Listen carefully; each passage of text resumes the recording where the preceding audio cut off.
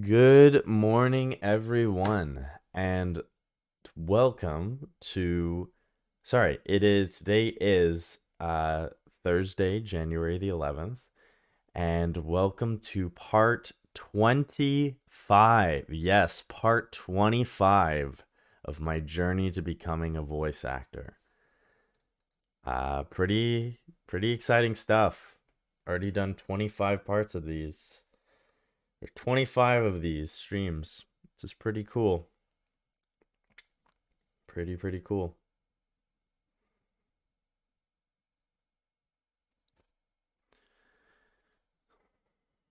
So,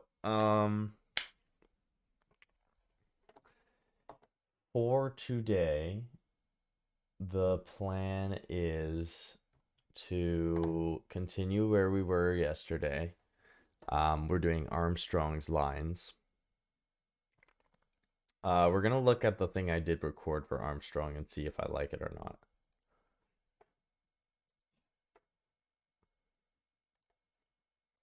So let's pull up the cutscene.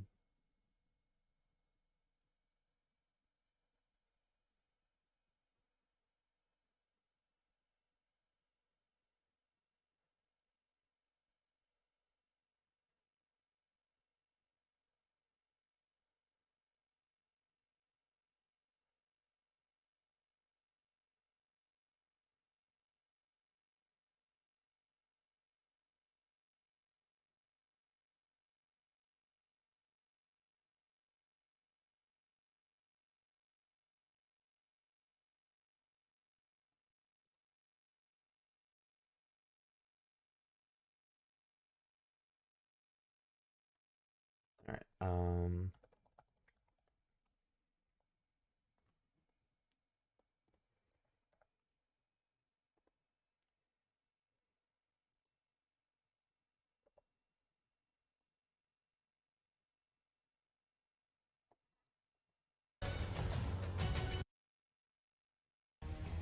People to me. The truth, then. The economy.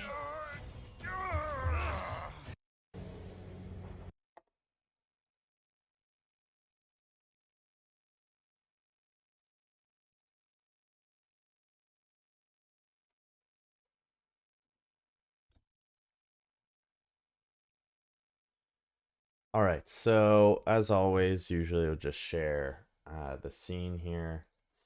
So let's see what's going on. Let me pull up the chat here on my phone. In the meantime, I also want to make sure the audio sounds okay and that I don't sound like a robot. That is one thing I want to make sure of.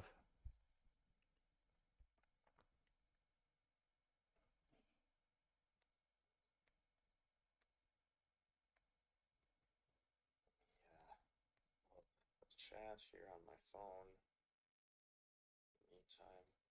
Meantime. Okay, yeah. Sounds good. I don't sound like a robot, which is important. That's very good.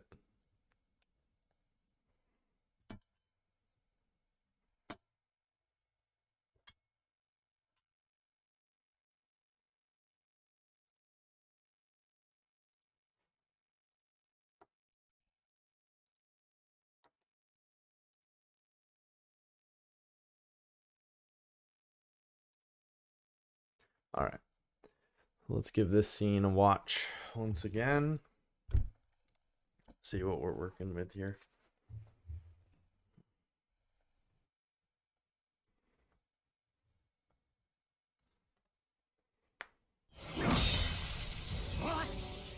Nice, nice.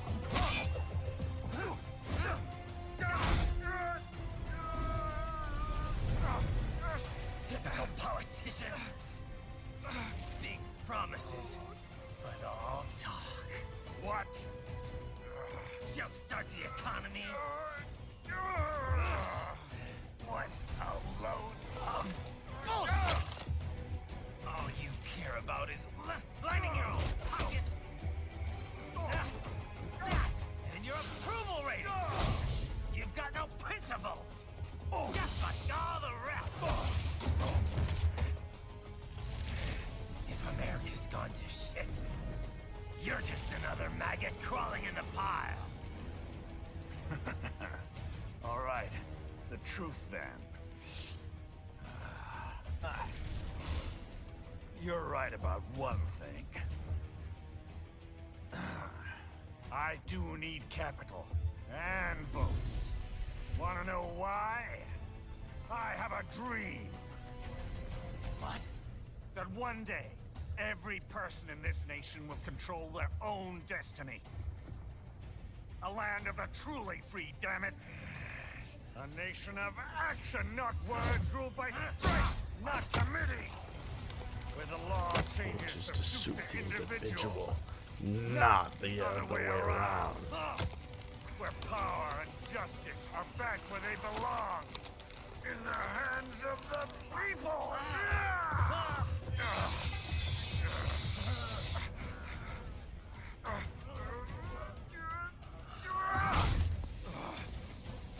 Where every man is free to think, to act for himself. Fuck all these lunatic lawyers and chicken shit bureaucrats. Fuck this 24/7 internet spew of trivia and celebrity bullshit. That's one line I gotta get the timing down.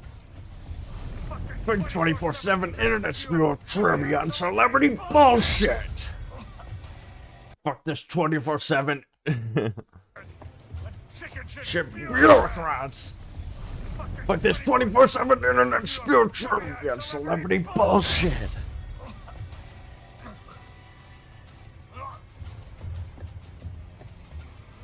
American pride. Fuck the media. Fuck all of it. America's diseased. Run to the core. There's no saving it. We need to pull it Pull it out by the roots. Wipe Wipe the slate clean. Burn it down. And from the ashes a new America will be born. Evolve but untamed. The weak will be purged, and the strongest will thrive, free to live as they see fit. They'll make America great again!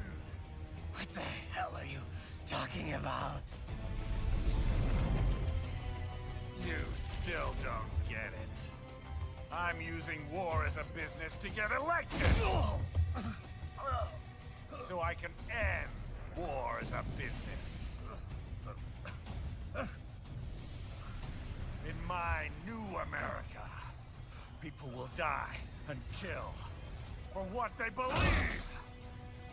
Not for money, not for oil, not for what they're told is right. Every man will be free to fight his own wars.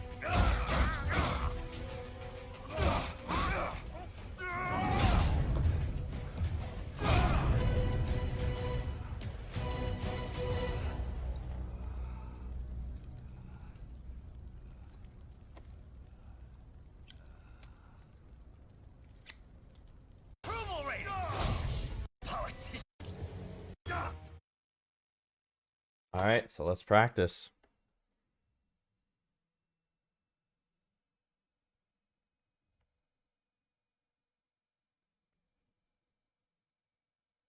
I keep forgetting. I need to change the stream delay.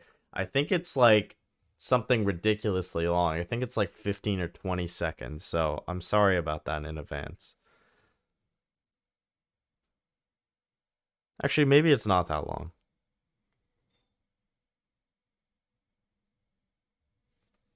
We'll see. It might be.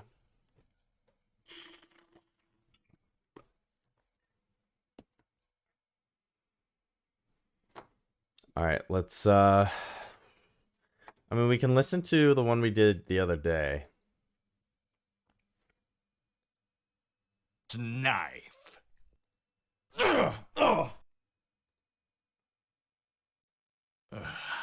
I do need cap. The truth then. All right. The truth then. You're right about one thing. I do need capital and votes. Wanna know why? I have a dream that one day every person in this nation will control their own destiny. A land of the truly free, damn it. A nation of action, not words, ruled by strength, not committee, where the law changes to suit the individual, not the other way around. Where power and justice are back where they belong, in the hands of the people! Fuck all these lipstick lawyers and chicken shit bureaucrats! Fuck this 24/7 internet spew of trivia and celebrity bullshit!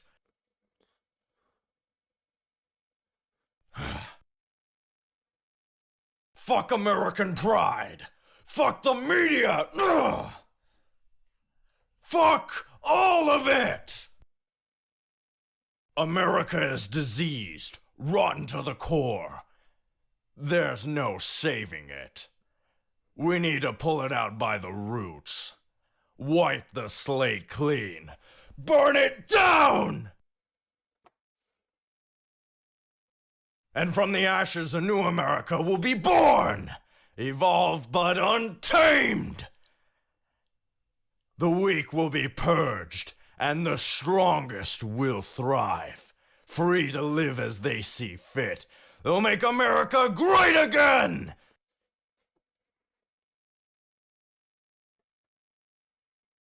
You still don't get it. I'm using war as a business to get elected! So I can end war as a business. In my new America, people will die and kill for what they believe! Not for money, not for oil, not for what they're told is right. Every man will be free to fight his own wars!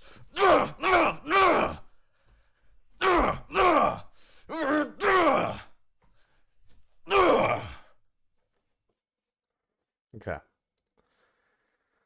So that's what we're working with.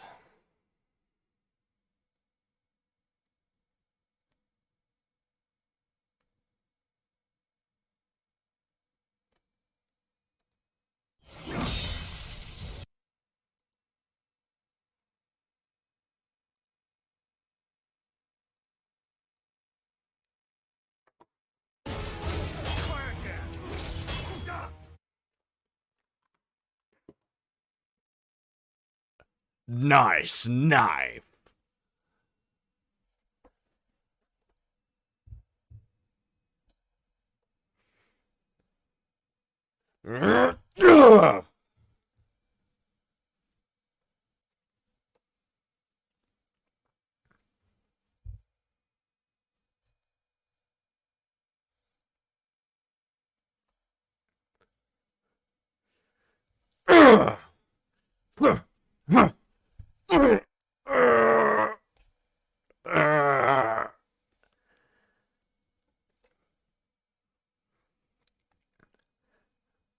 What?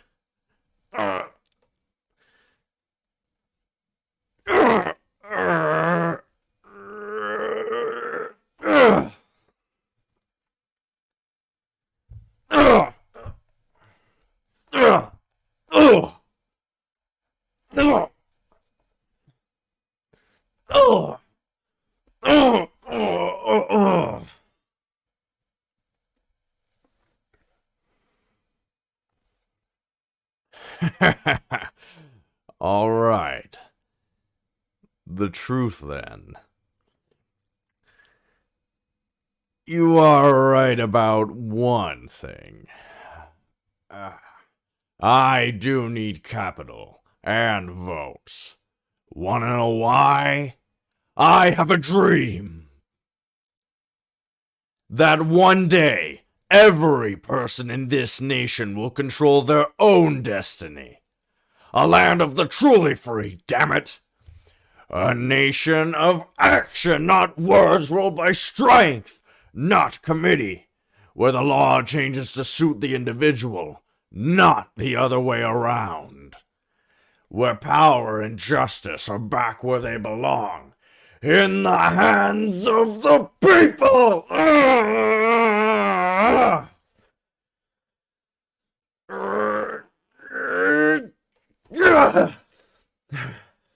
Where every man is free to think, to act for himself! Fuck all these lip-dick lawyers and chicken shit bureaucrats! Fuck this 24/7 internet spew of trivia and celebrity bullshit!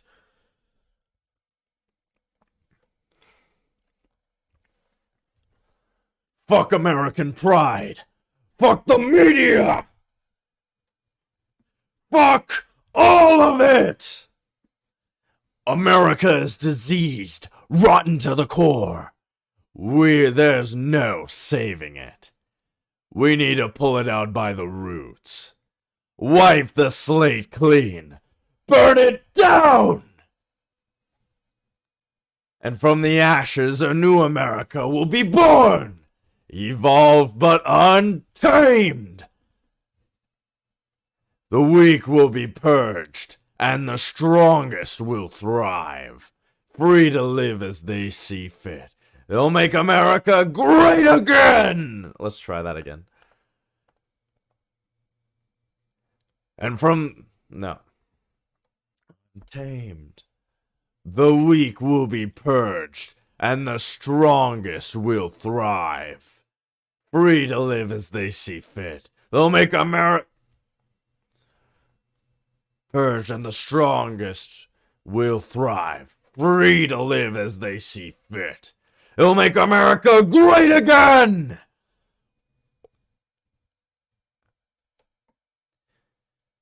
You still don't get it. I'm using war as a business to get elected. So I can end war as a business. In my new America, people will die and kill for what they believe, not for money, not for oil, not for what they're told is right. Every man will be free to fight his own wars.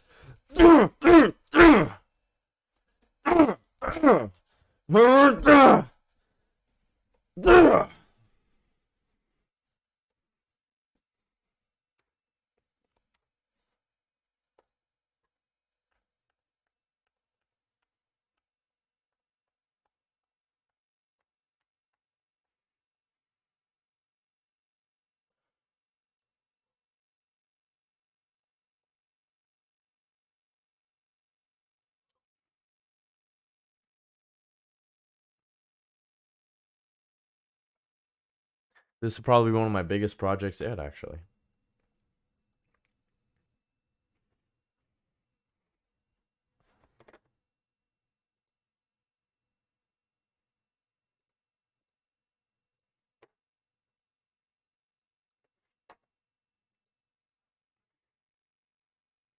Alright. Let's, fuck it. Let's just see if we can try recording it. I have, another thing I wanted to try today, from another game. So, I want to see if we can get a recording in today.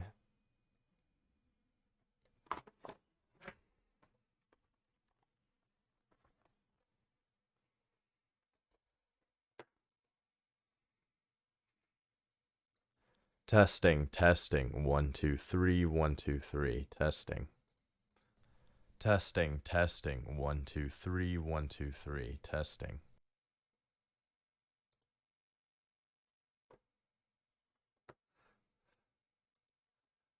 Making the mother of all omelets here, Jack. Can't fret over every egg.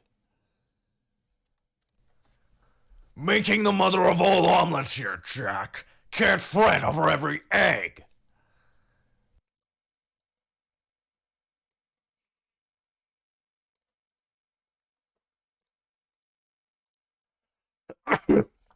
Excuse me. Making the mother of all omelets here, Jack.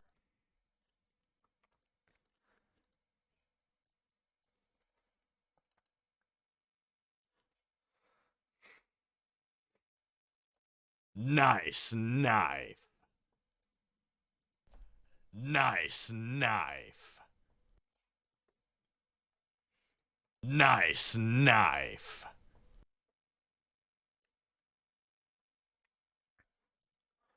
In my new America, people will fight and die for what they believe, not for money, not for oil, not for what they're told is right. Everyone will be free to fight their own wars. In my new America, people will fight and die for what they believe, not for money, not for oil, not for what they're told is right. Everyone will be free to fight their own wars. In my new America.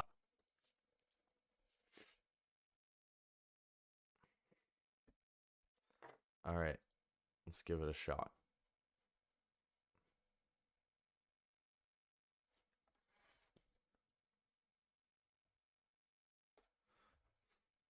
I'll have to get rid of the chat for a sec.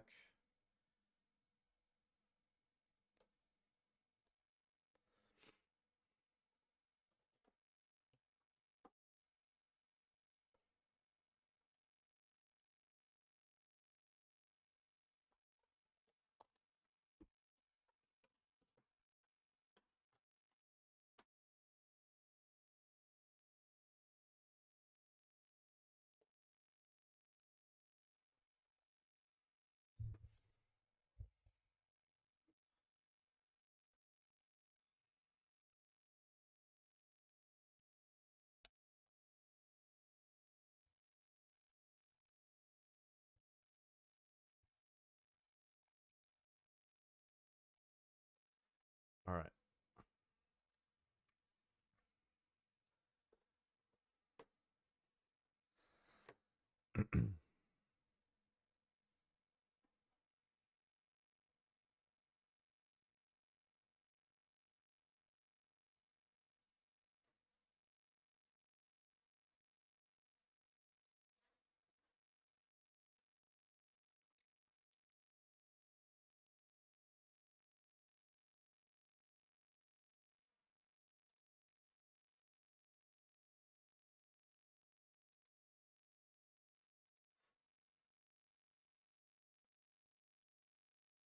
Nice knife.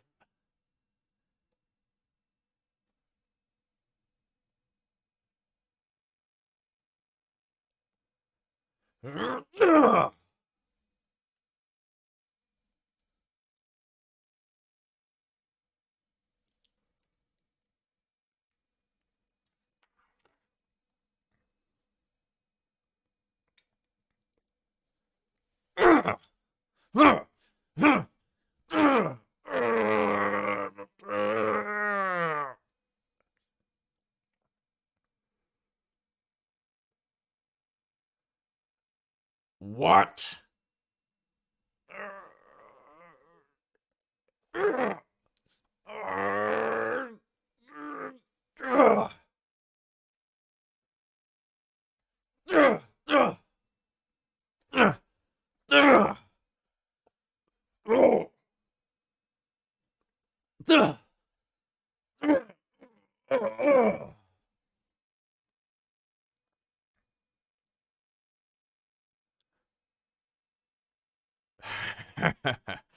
All right. The truth then. You were right about one thing. I do need capital and votes. Wanna know why? I have a dream that one day every person in this nation will control their own destiny. A land of the truly free, damn it.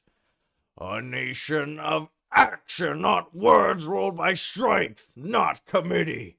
Where the law changes to suit the individual, not the other way around. Where power and justice are back where they belong, in the hands of the people.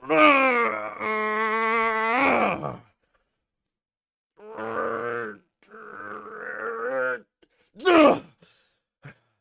Where every man is free to think, to act for himself. Ugh! Ugh! Fuck all these lipstick lawyers and chicken shit bureaucrats. Fuck this 24/7 internet spew of trivia and celebrity bullshit.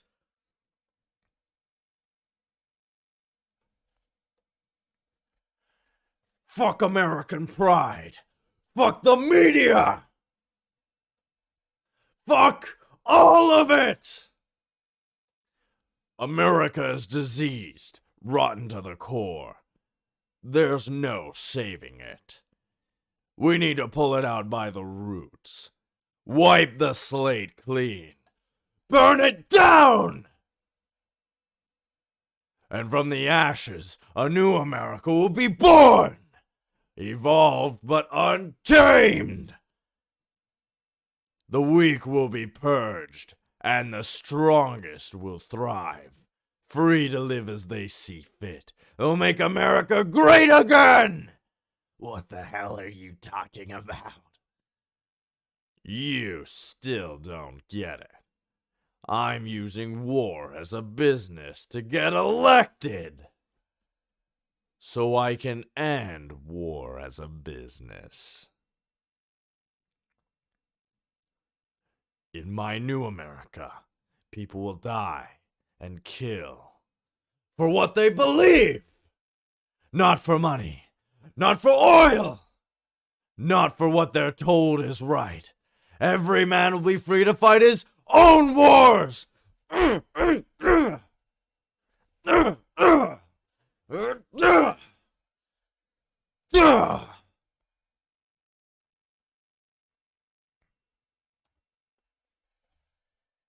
don't know how I felt about that take, I'll be honest. I think I screwed up in some spots.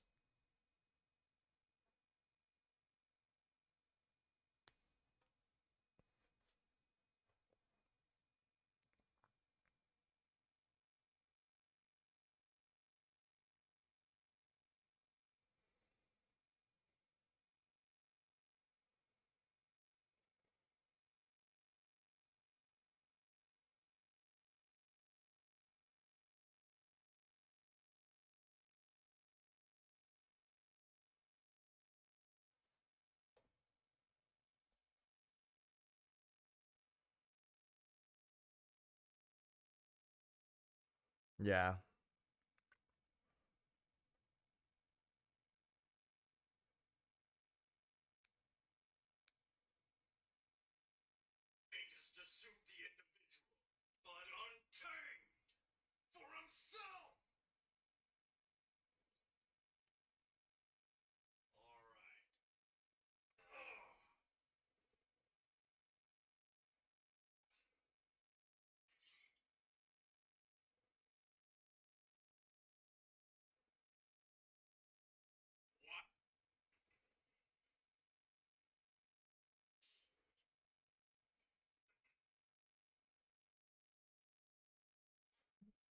Hmm.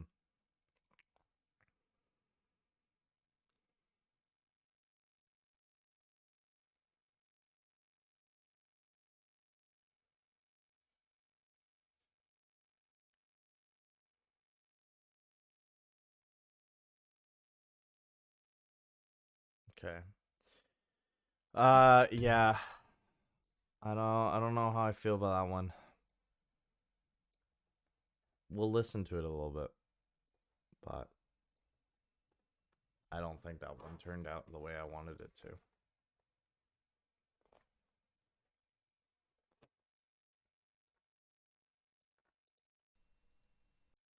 In my new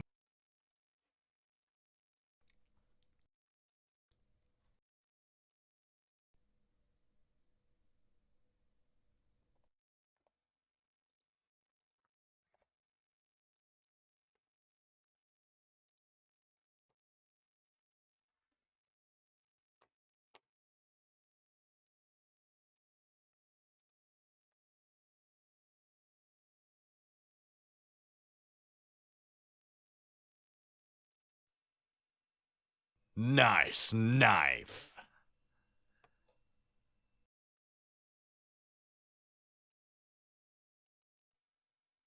Nice knife.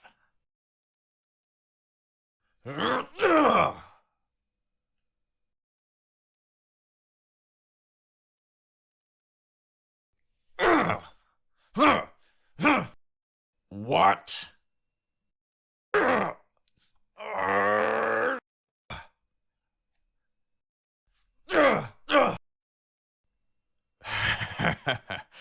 All right. The truth then. You were right about one thing. I do need capital and votes. Wanna know why? I have a dream that one day every person in this nation will control their own destiny. Nah. I don't know about that. Nation will control their own destiny. A land of the truly free, damn it.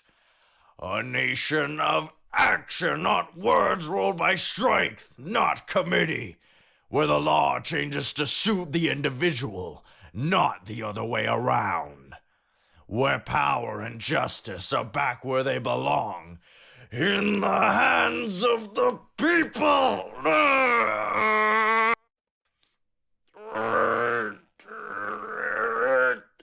Every man is free to think, to act for himself.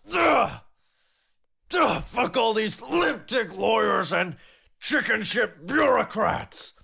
Fuck this 24/7 internet spew of trivia and celebrity bullshit. Fuck America. Fuck all of it. America is diseased. And from the ashes, wipe the slate clean. Burn it. It'll make America great again. Yeah. So, there's a few areas I need to improve on right away.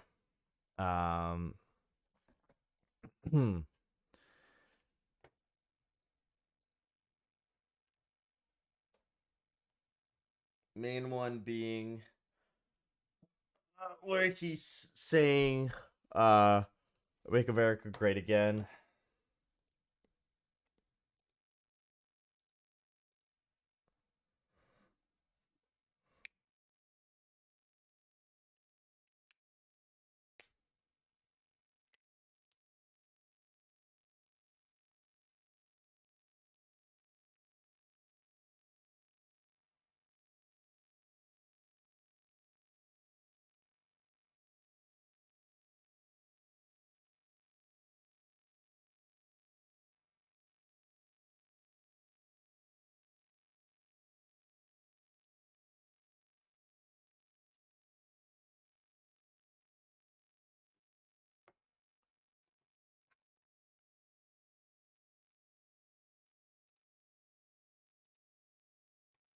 So it's let's see, where is it exactly?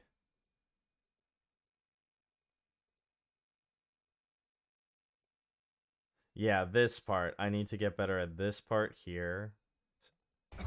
Wipe the slate clean. Burn it down. So that I got down. And from the The ashes, ashes of New America will be born. Yeah, evolve but unchanged. The weak Life will be purged, and the strongest will thrive. Free to These live evils as they see fit. They'll make America great again. Okay, so the way he delivers free to live as they see fit is very quick. It's actually faster than how I've been doing it. So that's a very fast delivery on that line. So we go from The weak Will be purged, and the strongest will. The weak will be purged, and the strongest will thrive, free to live as they see fit. They'll make America. fuck, it's really fast. Purge, and the strongest will thrive, free to live as they see fit. They'll make America great again! Yeah. The weak will be purged, and the strongest will thrive, free to live as they see fit. They'll make America great again!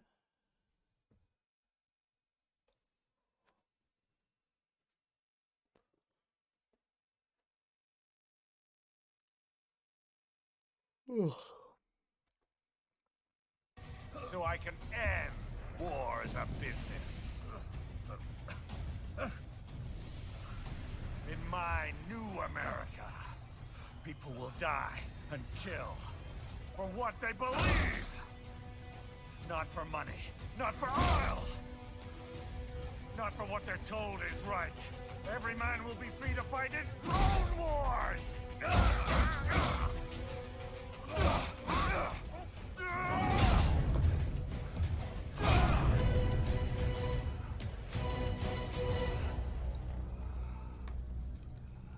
Look at the quads on this guy.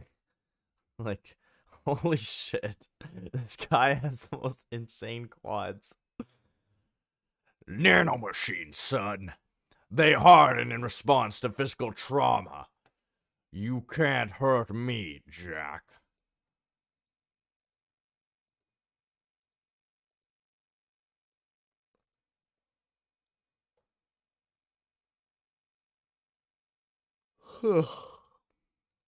Okay. So where is it? This part too, I need to get the timing down a bit better. Fuck all these lunatic lawyers and chicken shit bureaucrats! Okay. For himself! Fuck All these lipstick lawyers and chicken shit bureaucrats. Fuck this 24/7 internet spew of trivia and celebrity bullshit.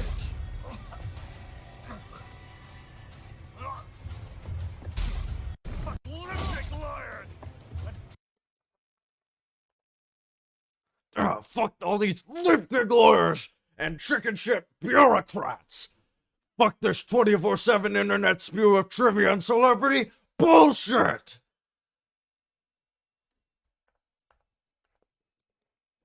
Fuck all these lipstick lawyers and chicken shit bureaucrats. Fuck this 24/7 internet spew of trivia and celebrity bullshit.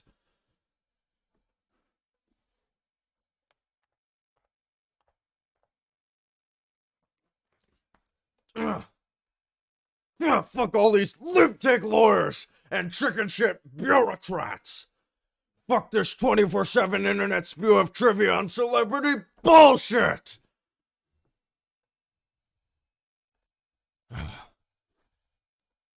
Fuck American pride. Fuck the media. Fuck all of it. America is diseased, rotten to the core. There's no saving it. We need to pull it out by the roots. Wipe the slate clean. Burn it down! And from the ashes, a new America will be born! Evolved but untamed! The weak will be purged, and the strongest will thrive, free to live as they see fit. They'll make America great again!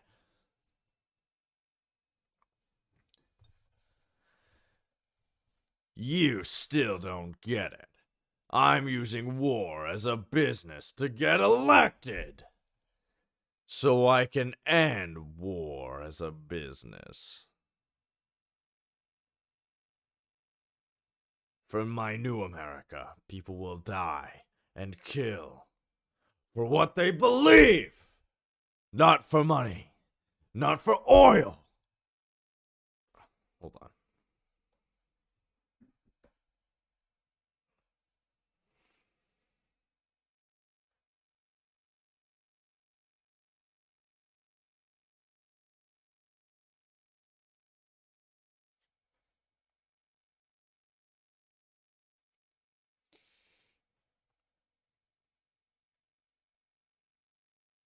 Hold on. I'll be right back, guys.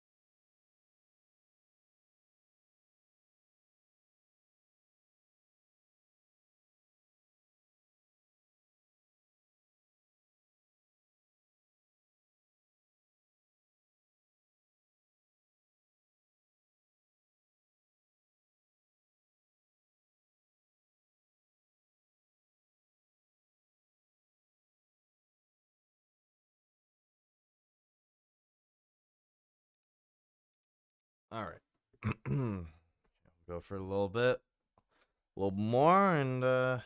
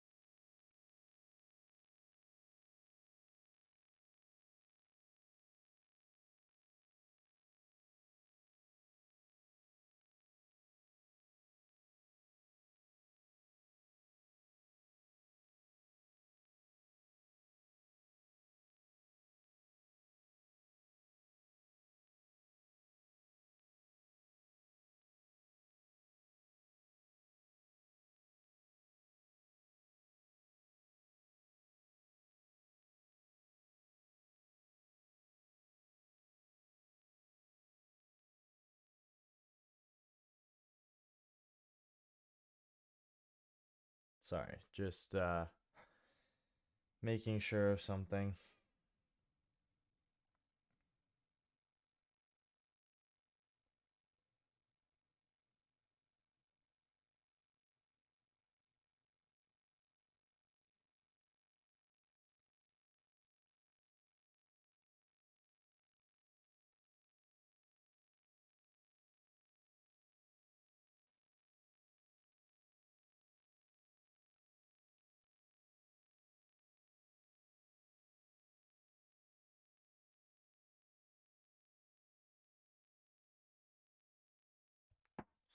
All right, let's keep going at this. I want to try and get a take in before I take my first break.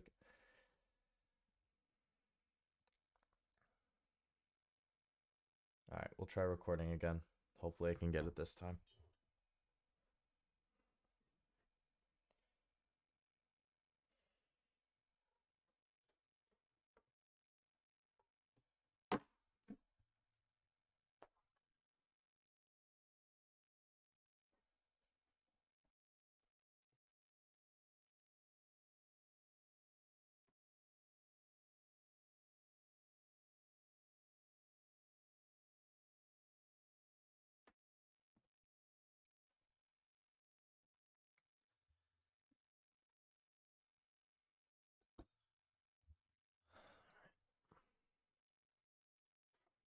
Okay, here we go.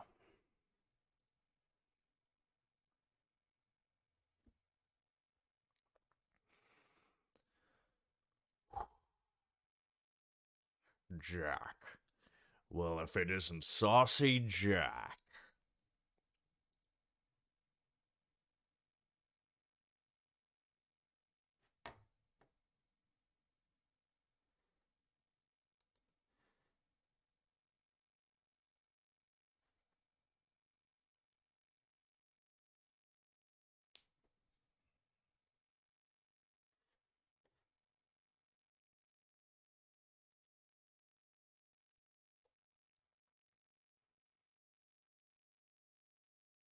Nice knife.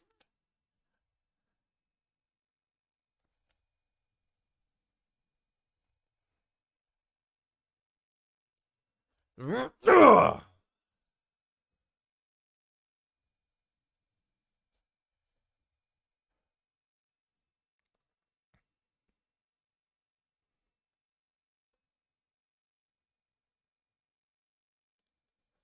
Ugh. Ugh.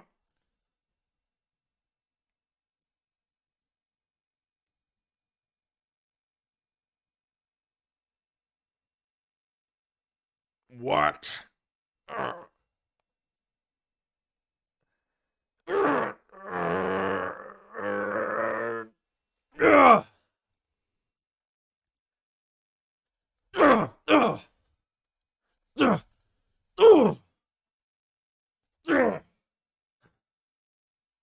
Ugh. Ugh. Ugh. Ugh.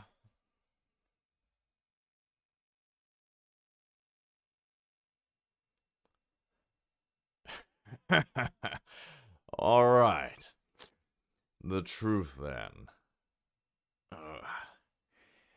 You're right about one thing. I do need capital and votes. Wanna know why? I have a dream that one day every person in this nation will control their own destiny. A land of the truly free, damn it! A nation of action, not words, ruled by strength, not committee. Where the law changes to suit the individual, not the other way around. Where power and justice are back where they belong, in the hands of the people!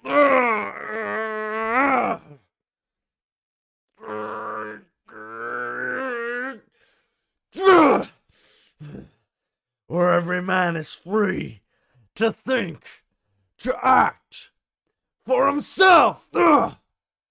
Fuck all these limp dick lawyers and chicken shit bureaucrats!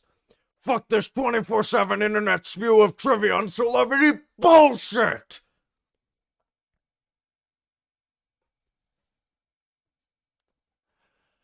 Fuck American pride! Fuck the media! Fuck all of it! America is diseased, run to the core. There's no saving it. We need to pull it out by the roots. Wipe the slate clean. Burn it down! And from the ashes, a new America will be born! Evolved but untamed!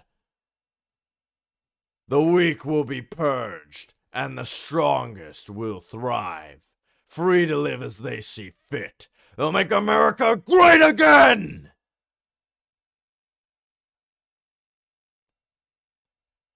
You still don't get it. I'm using war as a business to get elected! So I can end war as a business. In my new America, people will die and kill for what they believe! Not for money, not for oil, not for what they're told is right. Every man will be free to fight his own wars!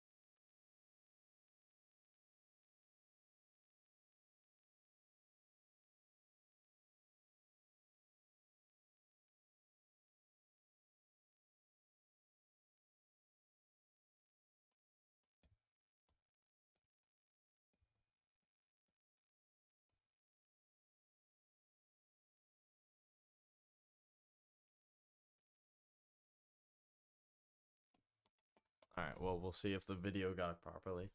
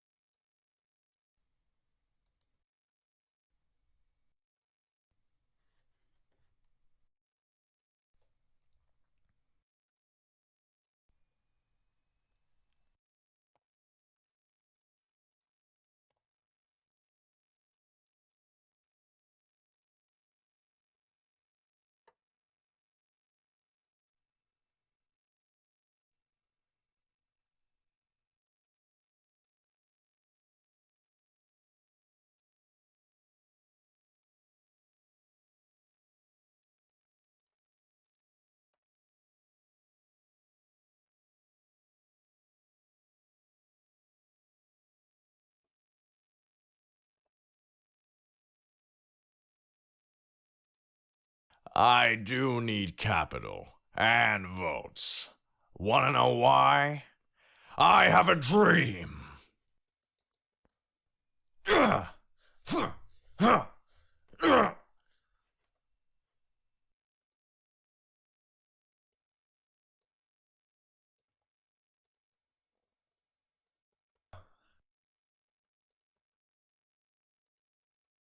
What?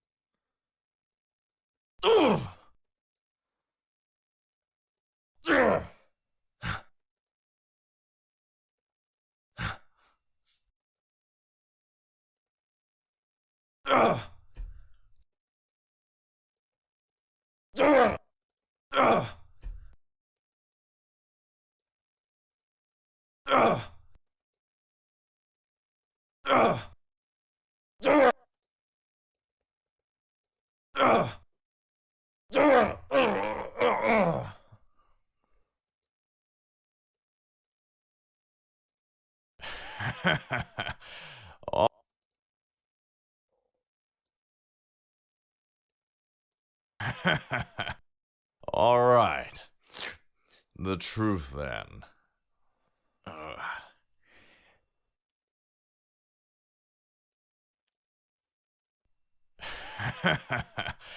All right. The truth then.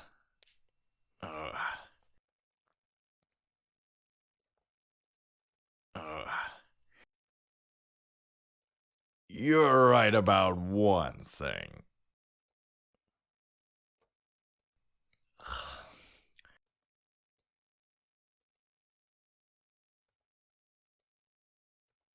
I do need capital and votes. Wanna know why?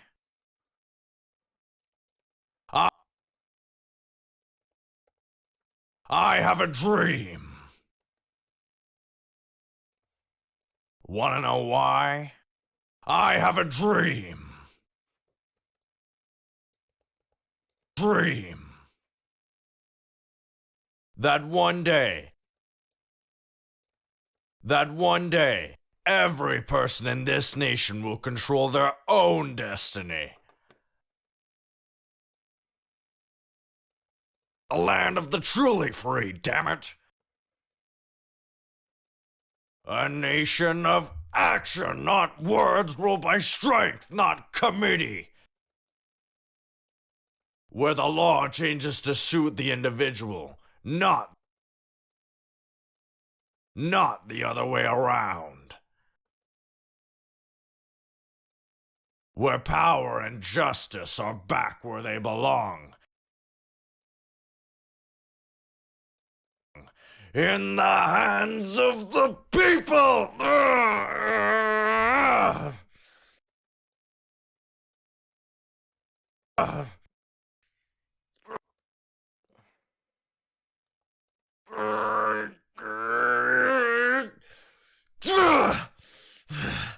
Where every man is free to think, to act for himself.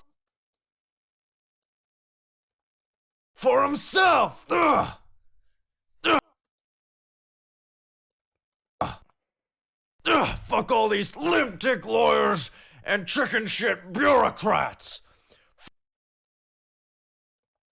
Fuck this 24/7 internet spew of trivia and celebrity bullshit. Fuck American pride. Fuck American pride. Fuck the media. Fuck all of it.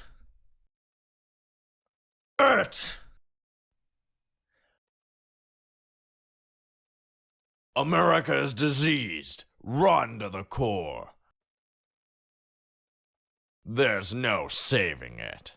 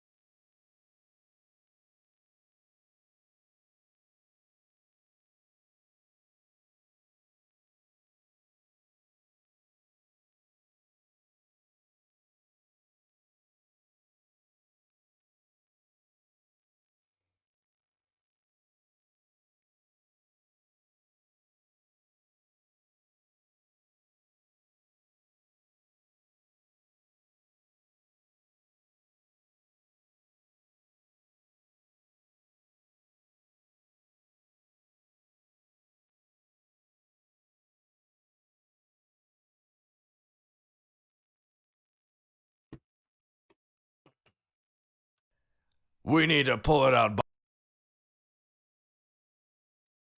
We need to pull it out by the roots. Wipe the slate clean. Burn it down! And from the ashes, a new America will be born! Evolved but untamed! The weak will be purged, and the strongest will thrive. Free to live as they see fit. They'll make America great again! You still don't get it.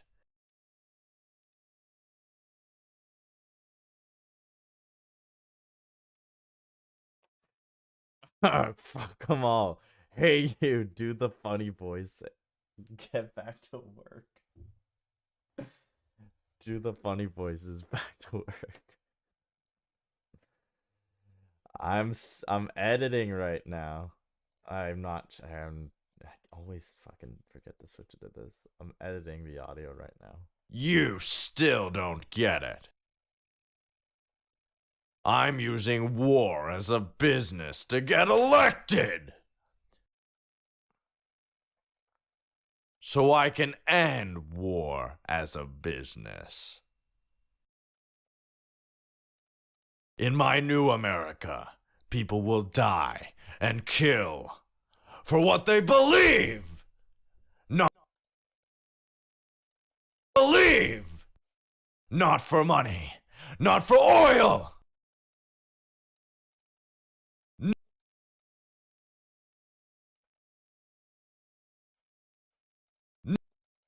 Not for oil! Not for what they're told is right. Every man will be free to fight his own wars!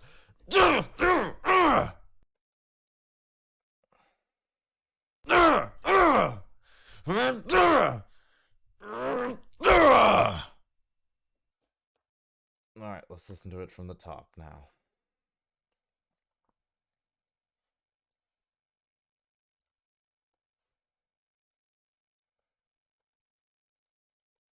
Nice knife.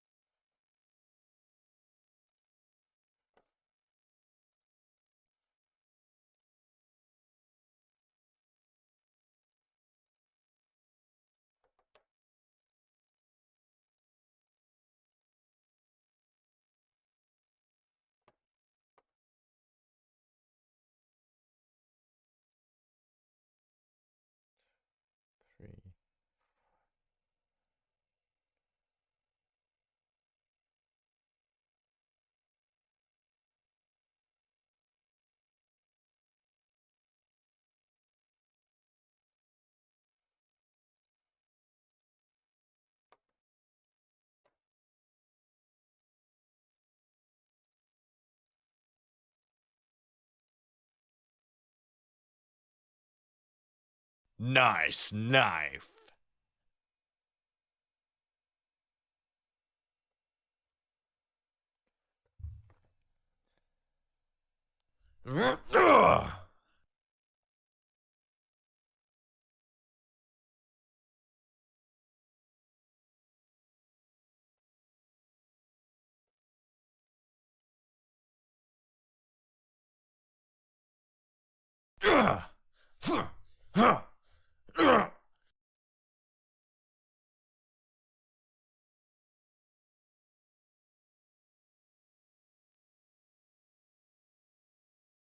What?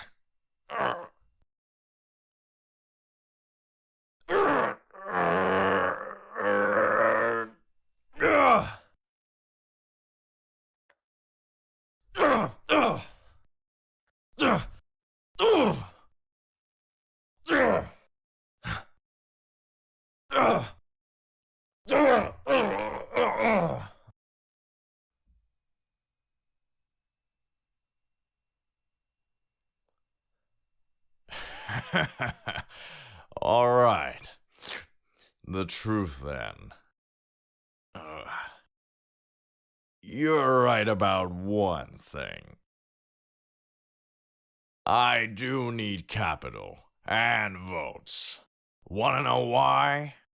I have a dream that one day every person in this nation will control their own destiny. A land of the truly free, damn it. A nation of action, not words, ruled by strength, not committee. Where the law changes to suit the individual, not the other way around. Where power and justice are back where they belong, in the hands of the people!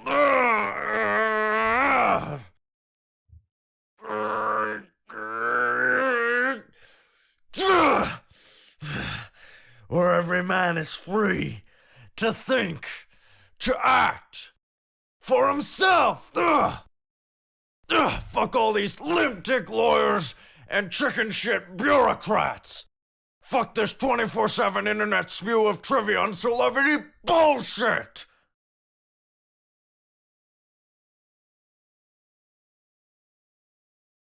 Fuck American pride.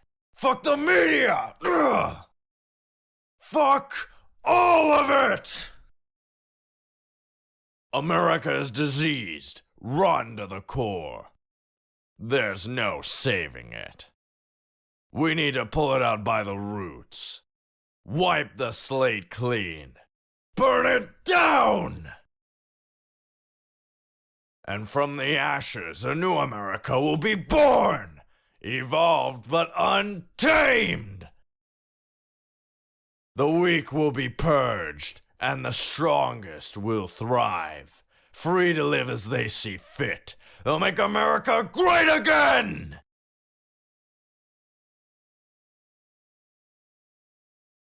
You still don't get it. I'm using war as a business to get elected! So I can end war as a business. In my new America, people will die and kill for what they believe. Not for money. Not for oil. Not for what they're told is right. Every man will be free to fight his own wars. Not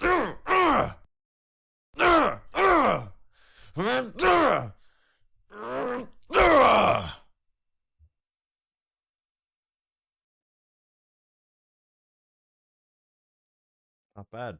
All right. That's pretty good. You still don't get it. I'm using war as a business to get elected! I'm pretty happy with that. We'll export that.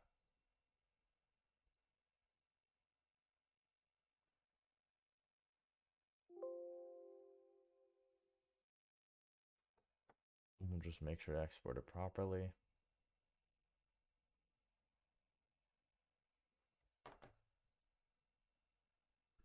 Ugh.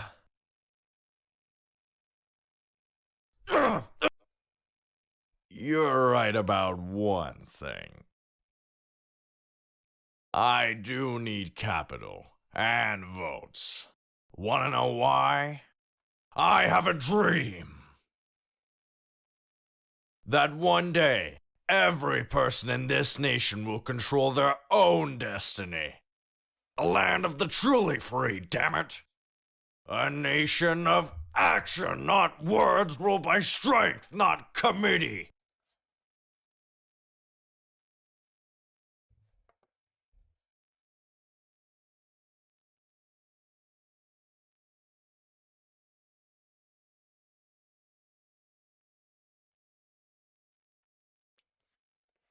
All right. Sounds good. All right. We're going to take a break because I've actually gone a little over time. So, I definitely have enough to make a bunch of new content for you guys.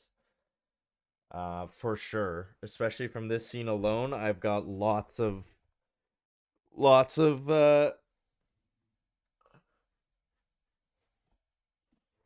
new shorts that I'm gonna make. Absolutely, from all this. So yeah. Actually, one thing I do want to check.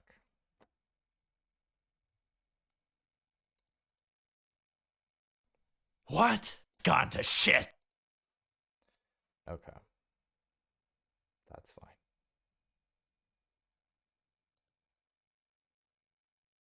Ever been hungry? You don't know what it's like to fight and steal and kill just to survive. And now, I'll take yours. So actually, what I'm gonna do is I'm going to put this all in my drive. So yeah, I'll be back in about 10 minutes. So I'll see you guys in 10.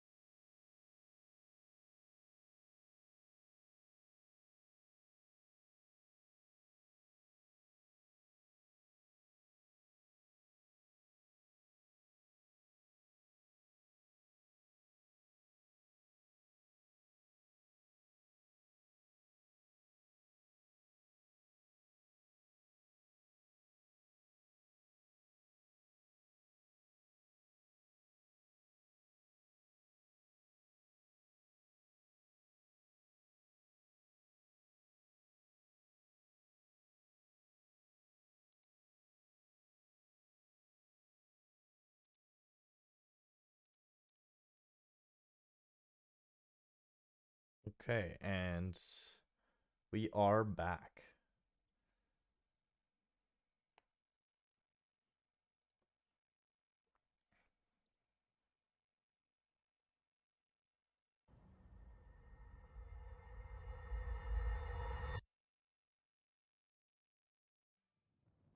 Long ago, my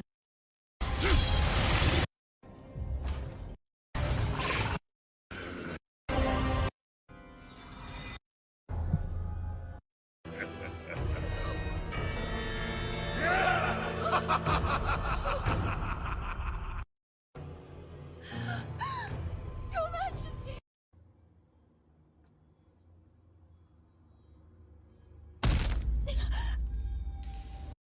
Deceit.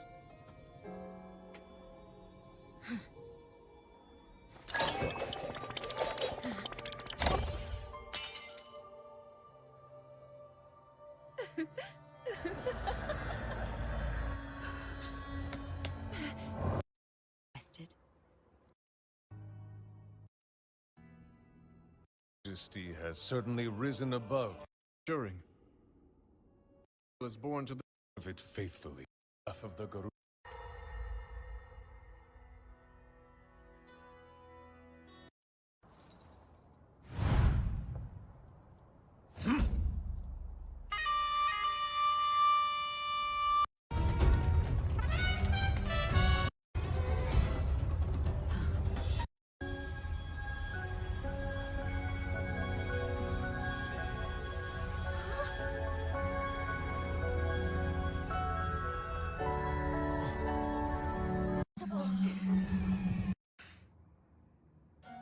So brute force will not be enough.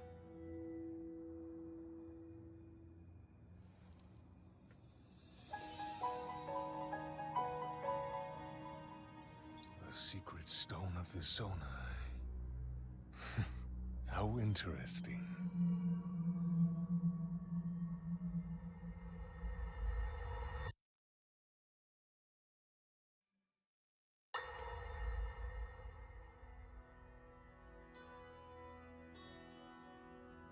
Allow me to offer you my deepest apologies.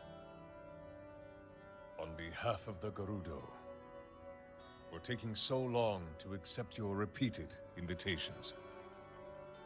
It is our desire to be accepted into the protective embrace of your kingdom. To serve it faithfully. A welcome appeal, Ganondorf. I will accept your vow of fealty to the Kingdom of Hyrule. I understand that a single male is born to the Gerudo every 100 years. Receiving such an appeal from you, a hero to his people and a king by birth, well, it is truly reassuring. It is my honor. When your Zonai ancestors first descended upon these lands long, long ago, they must have seemed to be gods. And now you rule as king, and have taken a Hyrulean woman as your wife. Your Majesty has certainly risen above your admirable lineage. Most impressive. It is unfortunate that the noble Zonai no longer grace this world with their presence. All except you and your sister, that is. Even if something were to happen to me, both my kingdom and the peace it brings, these will endure for generations to come.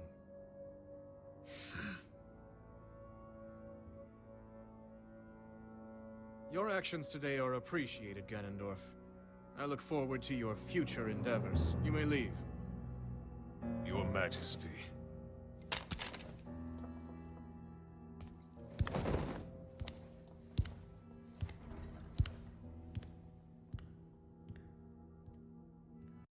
Alright, so that's the scene we're doing. That we're going to try and do. So we're going to do our own interpretation. So we're not copying Matt Mercer here. Because Matt Mercer is a fucking legend. So What we're going to do is we're just practicing this. We're not, I'm not expecting to get a scene out of this at all. This is just for practice. This is my first time looking at this scene fully and practicing it.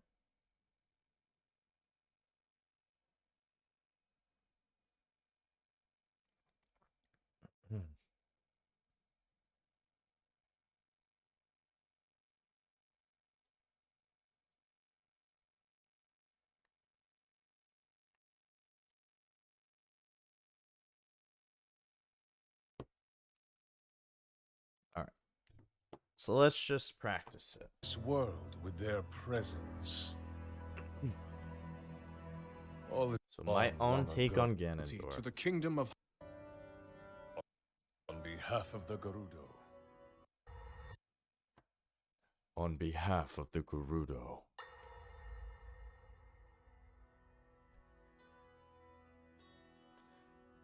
Allow me to offer you my deepest apologies. On behalf of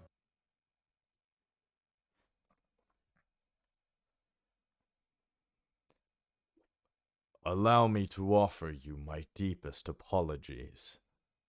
On behalf of the Gerudo. For taking so long to accept your repeated invitations. It is our desire to be accepted into the protective embrace of your kingdom, to serve it faithfully.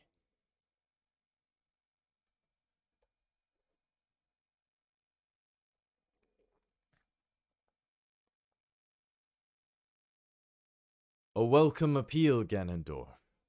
I will accept your vow of fealty to the kingdom of Hyrule. I understand that a single male is born to the Gerudo every 100 years. Receiving such an appeal from you, a hero to his... well, it is truly reassuring. It is my honor. When your Zonai ancestors first descended upon these lands long, long ago, they must have seemed like gods. And now you rule as king, and have taken a Hyrulean woman as your wife. Your majesty has certainly risen above your admirable lineage. Most impressive. It is unfortunate that the noble Zonai no longer grace this world with their presence. All except you and your sister, that is. Even if something were to happen to me, both my kingdom and the peace it brings, these will endure for generations to come.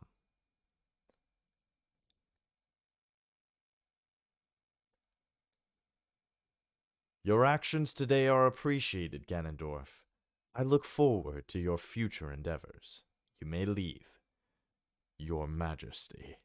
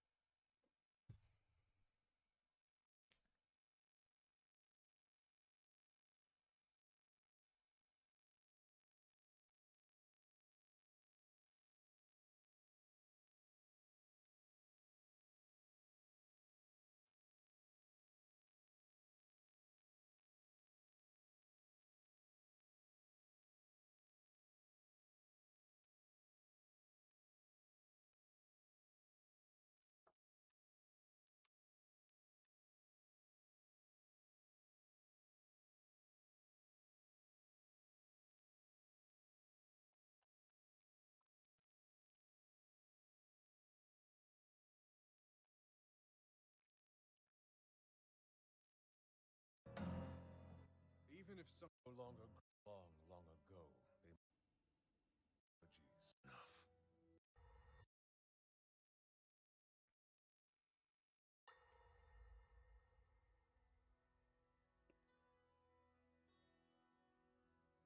Allow me to offer you my deepest apologies. On behalf of the Gerudo. It is so long to accept your repeated invitations. is our desire to be accepted into the protective embrace of your kingdom, to serve it faithfully. A welcome appeal, Ganondorf. I will accept your vow of fealty to the kingdom of Hyrule. I understand that a single male is born to the Gerudo every 100 years. Receiving such an appeal from you, a hero to his people and a king by birth. Well, it is truly reassuring.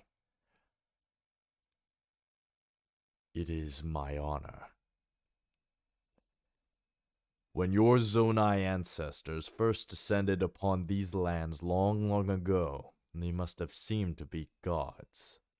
And now you rule as king, and have taken a Hyrulean woman as your wife. Your Majesty has certainly risen above your admirable lineage. Most impressive.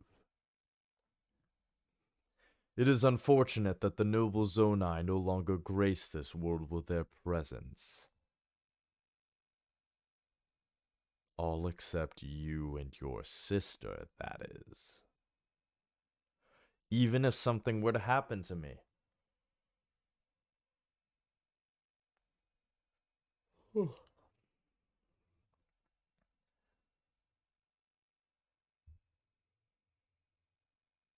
Your actions today are appreciated, Ganondorf.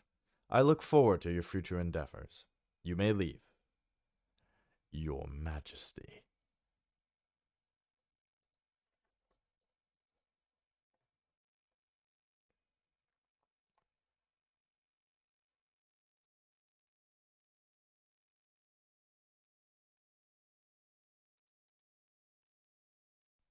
What?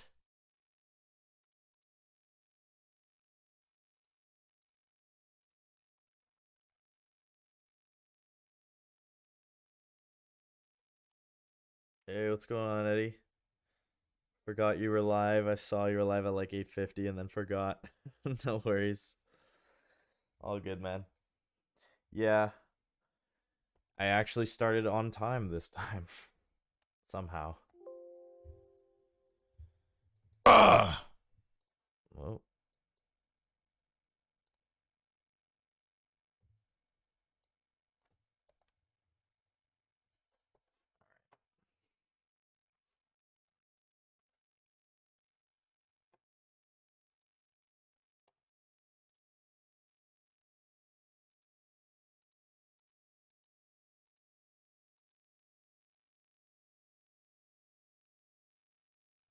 Let me.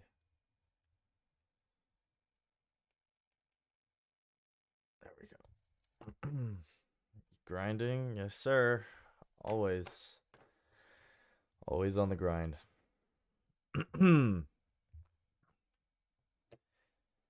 Practicing a new scene. Just practice, though. We're not looking to record. I did a bunch. I've got plenty to edit already, so we're doing a scene from Tears of the Kingdom. If it would stop going back on me like that.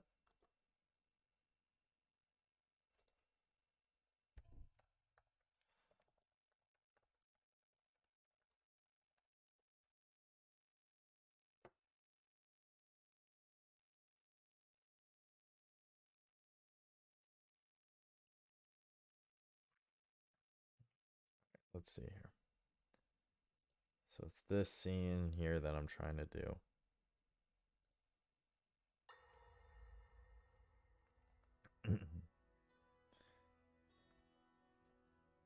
Allow me to offer you my deepest apologies. On behalf of the Gerudo, it seems so long to accept your repeated invitations. It is our desire to be accepted into the protective embrace of your kingdom, to serve it faithfully. A welcome appeal, Ganondorf. I will accept your vow of fealty to the kingdom of Hyrule.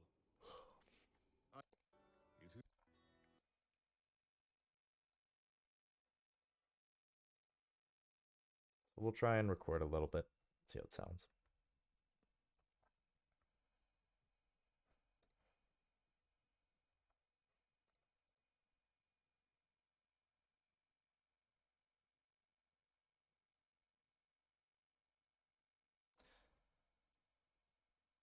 Allow me to apologize on behalf of all the Gerudo. Allow me to apologize on behalf of all the Gerudo.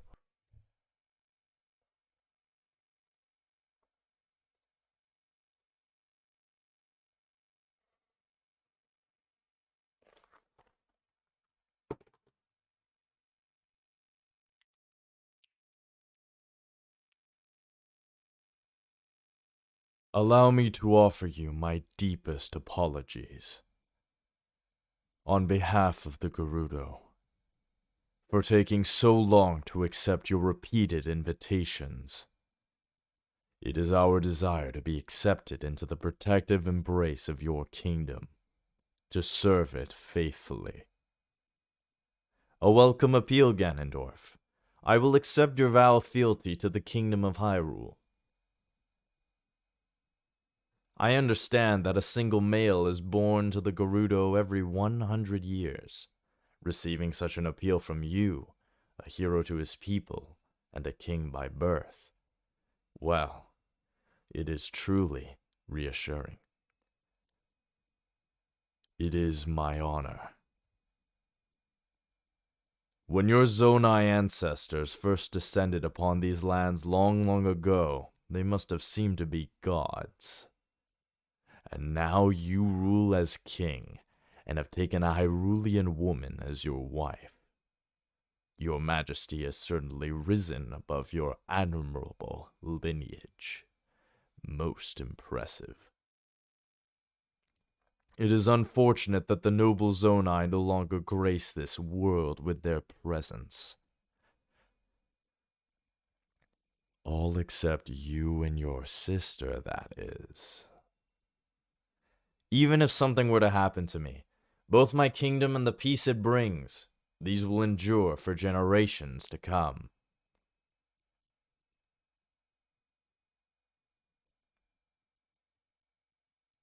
Your actions today are appreciated, Ganondorf. I look forward to your future endeavors. You may leave. Your Majesty.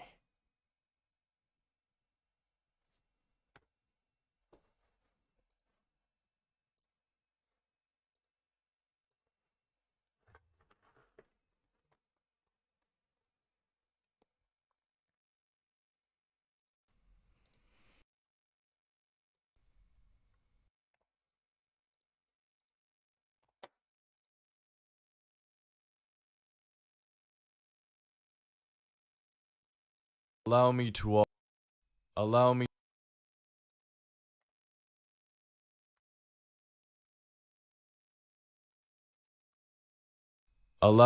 offer you my deepest apologies.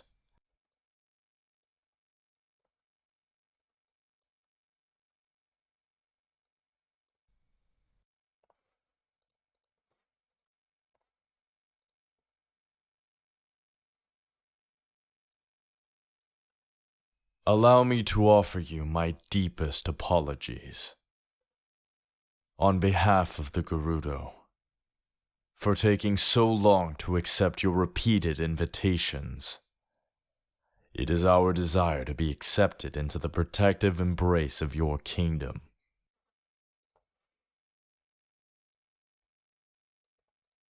It is our desire to be accepted into the protective embrace of your kingdom, to serve it faithfully. A welcome appeal, Ganondorf. I will accept your vow of fealty to the kingdom of Hyrule. Sounds a little too similar. I understand that a single male is born to the Gerudo every 100 years. Receiving such an appeal from you, a hero to his people. A hero to his people, and a king by birth. Well, it is truly reassuring.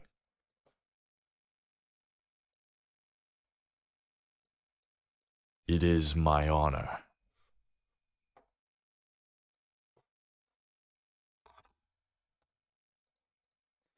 When your Zonai ancestors first descended upon these lands long, long ago, they must have seemed to be gods. And now you rule as king, and have taken a Hyrulean woman as your wife.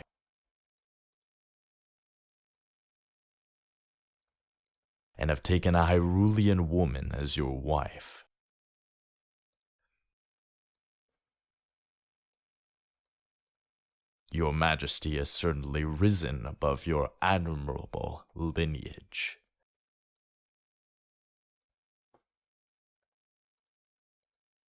Most impressive.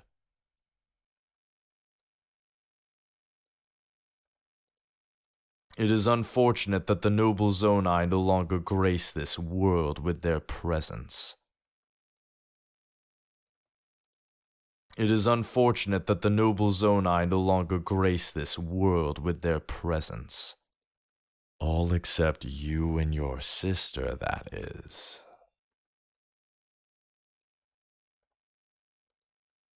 Even if something were to happen to me, both my kingdom and the peace it brings, these will endure for generations to come. Your actions today are appreciated, Ganondorf. I look forward to your future endeavors. You may leave. Your Majesty.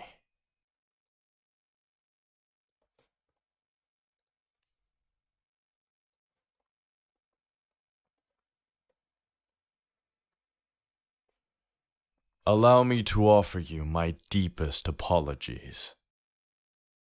On behalf of the Gerudo, for taking so long to accept your repeated invitations. It is our desire to be accepted into the protective embrace of your kingdom, to serve it faithfully. A welcome appeal, Ganondorf. I will accept your vow of fealty to the Kingdom of Hyrule. I understand that a single male is born to the Gerudo every 100 years. Receiving such an appeal from you, a hero to his people, and a king by birth, well, it is truly reassuring. It is my honor. When your Zonai ancestors first descended upon these lands long, long ago, they must have seemed to be gods.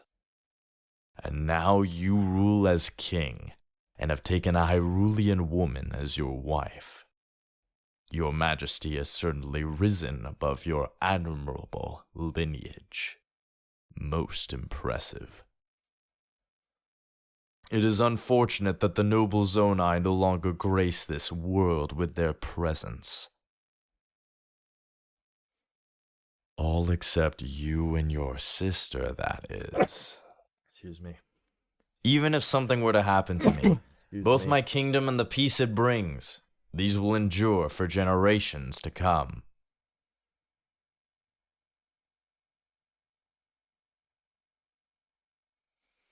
Your actions today are appreciated, Ganondorf. I look forward to your future endeavors. You may leave. Your Majesty. Not bad. We'll go again. Do another take. We'll try it a slightly different way. I'll try and go even deeper with Ganondorf's voice here.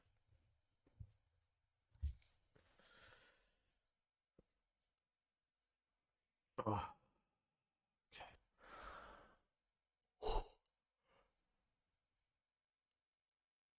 Okay.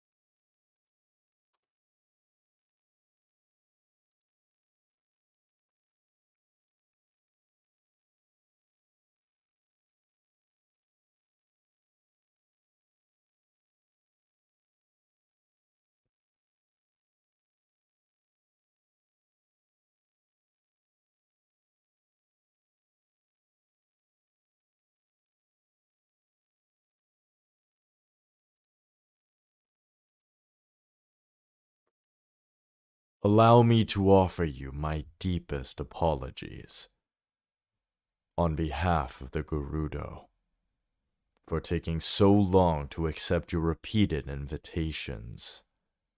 It is our desire to be accepted into the protective embrace of your kingdom, to serve it faithfully. A welcome appeal, Ganondorf. I will accept your vow of fealty to the kingdom of Hyrule. I understand that a single male is born to the Gerudo every 100 years. Receiving such an appeal from you, a hero to his people and a king by birth. Well, it is truly reassuring. It is my honor. When your Zonai ancestors first descended upon these lands long, long ago, they must have seemed to be gods. And now you rule as king, and have taken a Hyrulean woman as your wife. Your Majesty has certainly risen above your admirable lineage. Most impressive. It is unfortunate that the noble Zonai no longer grace this world with their presence. All except you and your sister, that is. Even if something were to happen to me, both my kingdom and the peace it brings, these will endure for generations to come.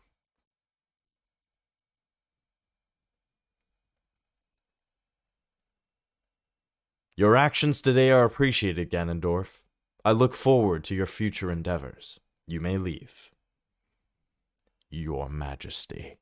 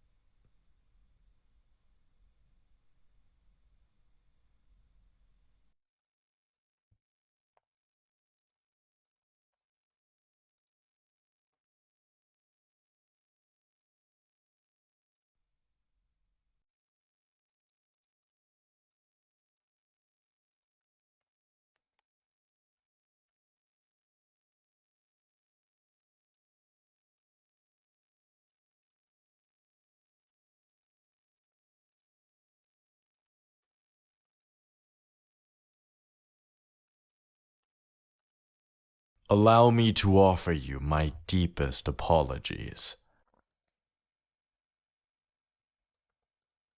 On behalf of the Gerudo.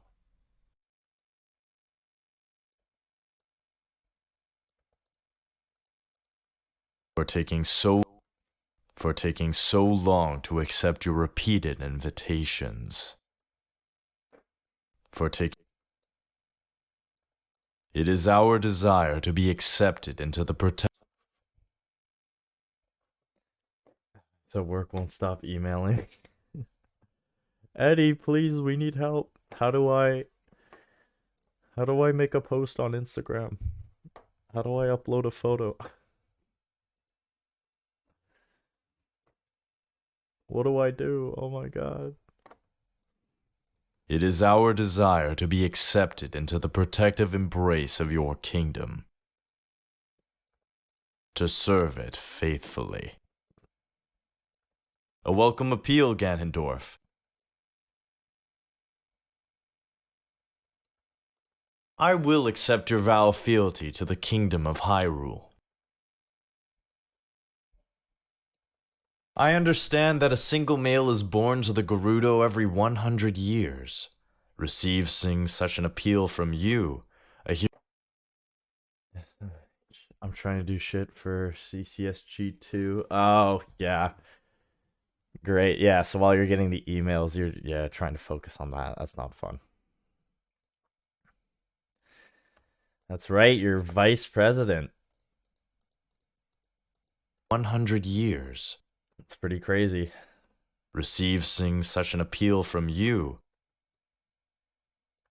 A hero to his people and a king by birth. Well, It is truly reassuring. Reassuring.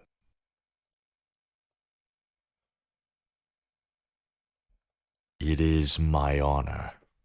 Ooh, I like that. That was a good delivery. When your Zonai ancestors first descended upon these lands long, long ago, they must have 100 years. They must have seemed to be gods. And now you rule as king, and have taken a Hyrulean woman as your wife. Your Majesty has certainly risen above your admirable lineage. Somebody rescue me. Most impressive.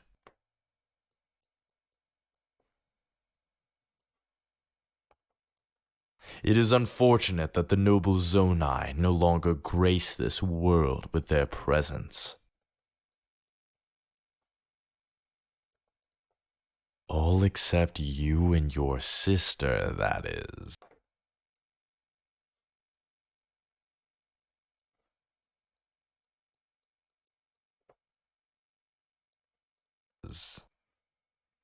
Even if something were to happen to me, both my kingdom and the peace it brings, these will endure for generations to come. Are you sure about that? Your actions today are appreciated, Ganondorf. I look forward to your future endeavors. You may leave. Your Majesty.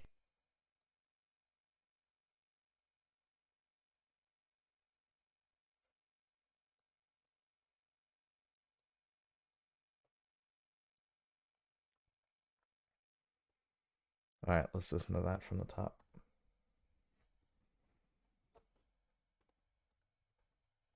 Allow me to offer you my deepest apologies on behalf of the Gerudo for taking so long to accept your repeated invitations. It is our desire to be accepted into the protective embrace of your kingdom, to serve it faithfully. A welcome appeal, Ganondorf. I will accept your vow of fealty to the kingdom of Hyrule. I understand that a single male is born to the Gerudo every 100 years. Receiving such an appeal from you, a hero to his people and a king by birth. Well, it is truly reassuring. That's pretty good. It is my honor. That's a good delivery. When your Zonai ancestors first descended upon these lands long, long ago, they must have seemed to be gods. And now you rule as king, and have taken a Hyrulean woman as your wife. Your Majesty has certainly risen above your admirable lineage. Most impressive. It is unfortunate that the noble Zonai no longer grace this world with their presence. It is unfortunate that the noble Zonai no longer grace this world with their presence. All except you and your sister, that is. Even if something were to happen to me, both my kingdom and the peace it brings, these will endure for generations to come.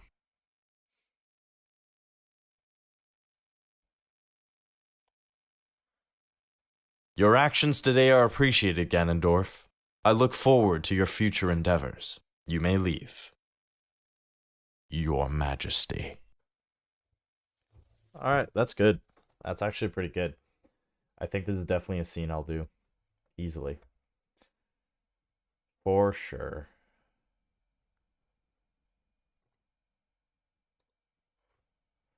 Let's make a new folder for this.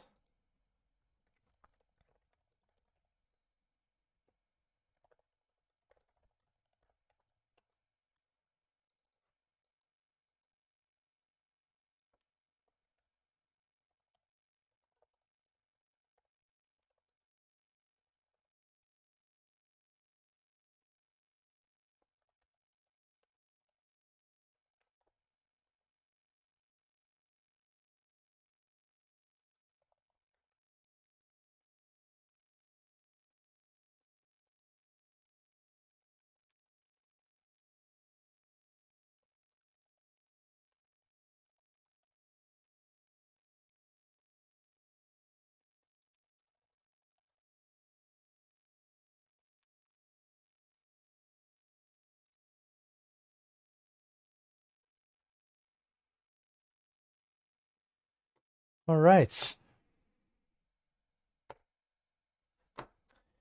So I think, yeah, actually. So we will now, for the next hour, do a little bit of reading.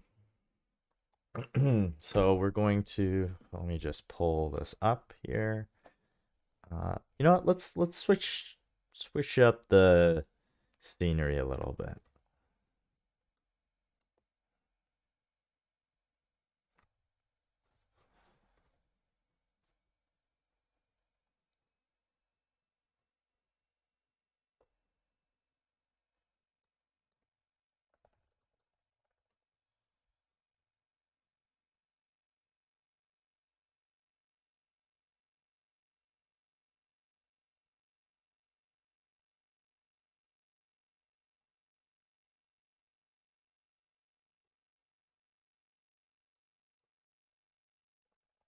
No. We'll stick with the classic.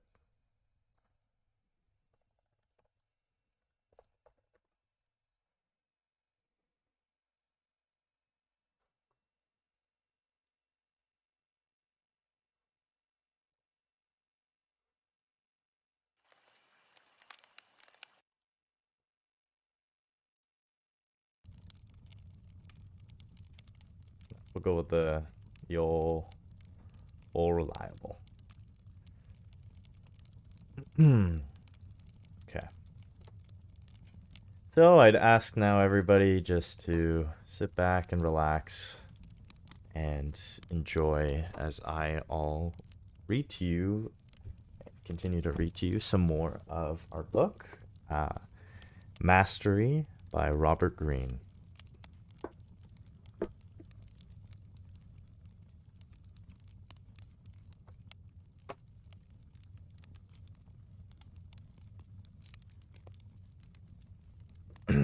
All right.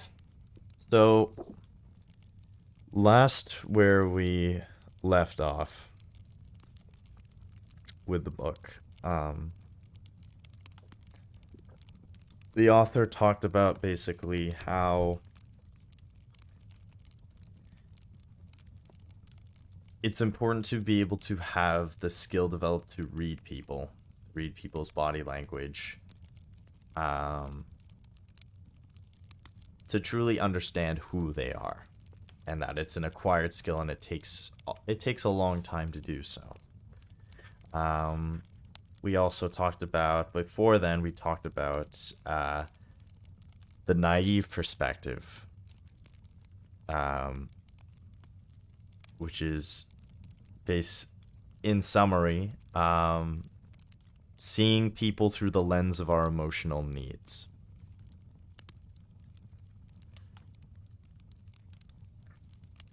And even before then, we finished talking about Benjamin Franklin and his story of how he got to where he was and his many accomplishments. So now we will continue.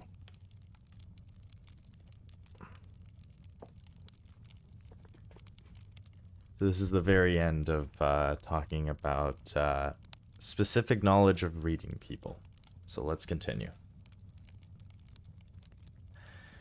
What you want is a picture of a person's character over time, which will give you a far more accurate sense of their true character than any first impression could.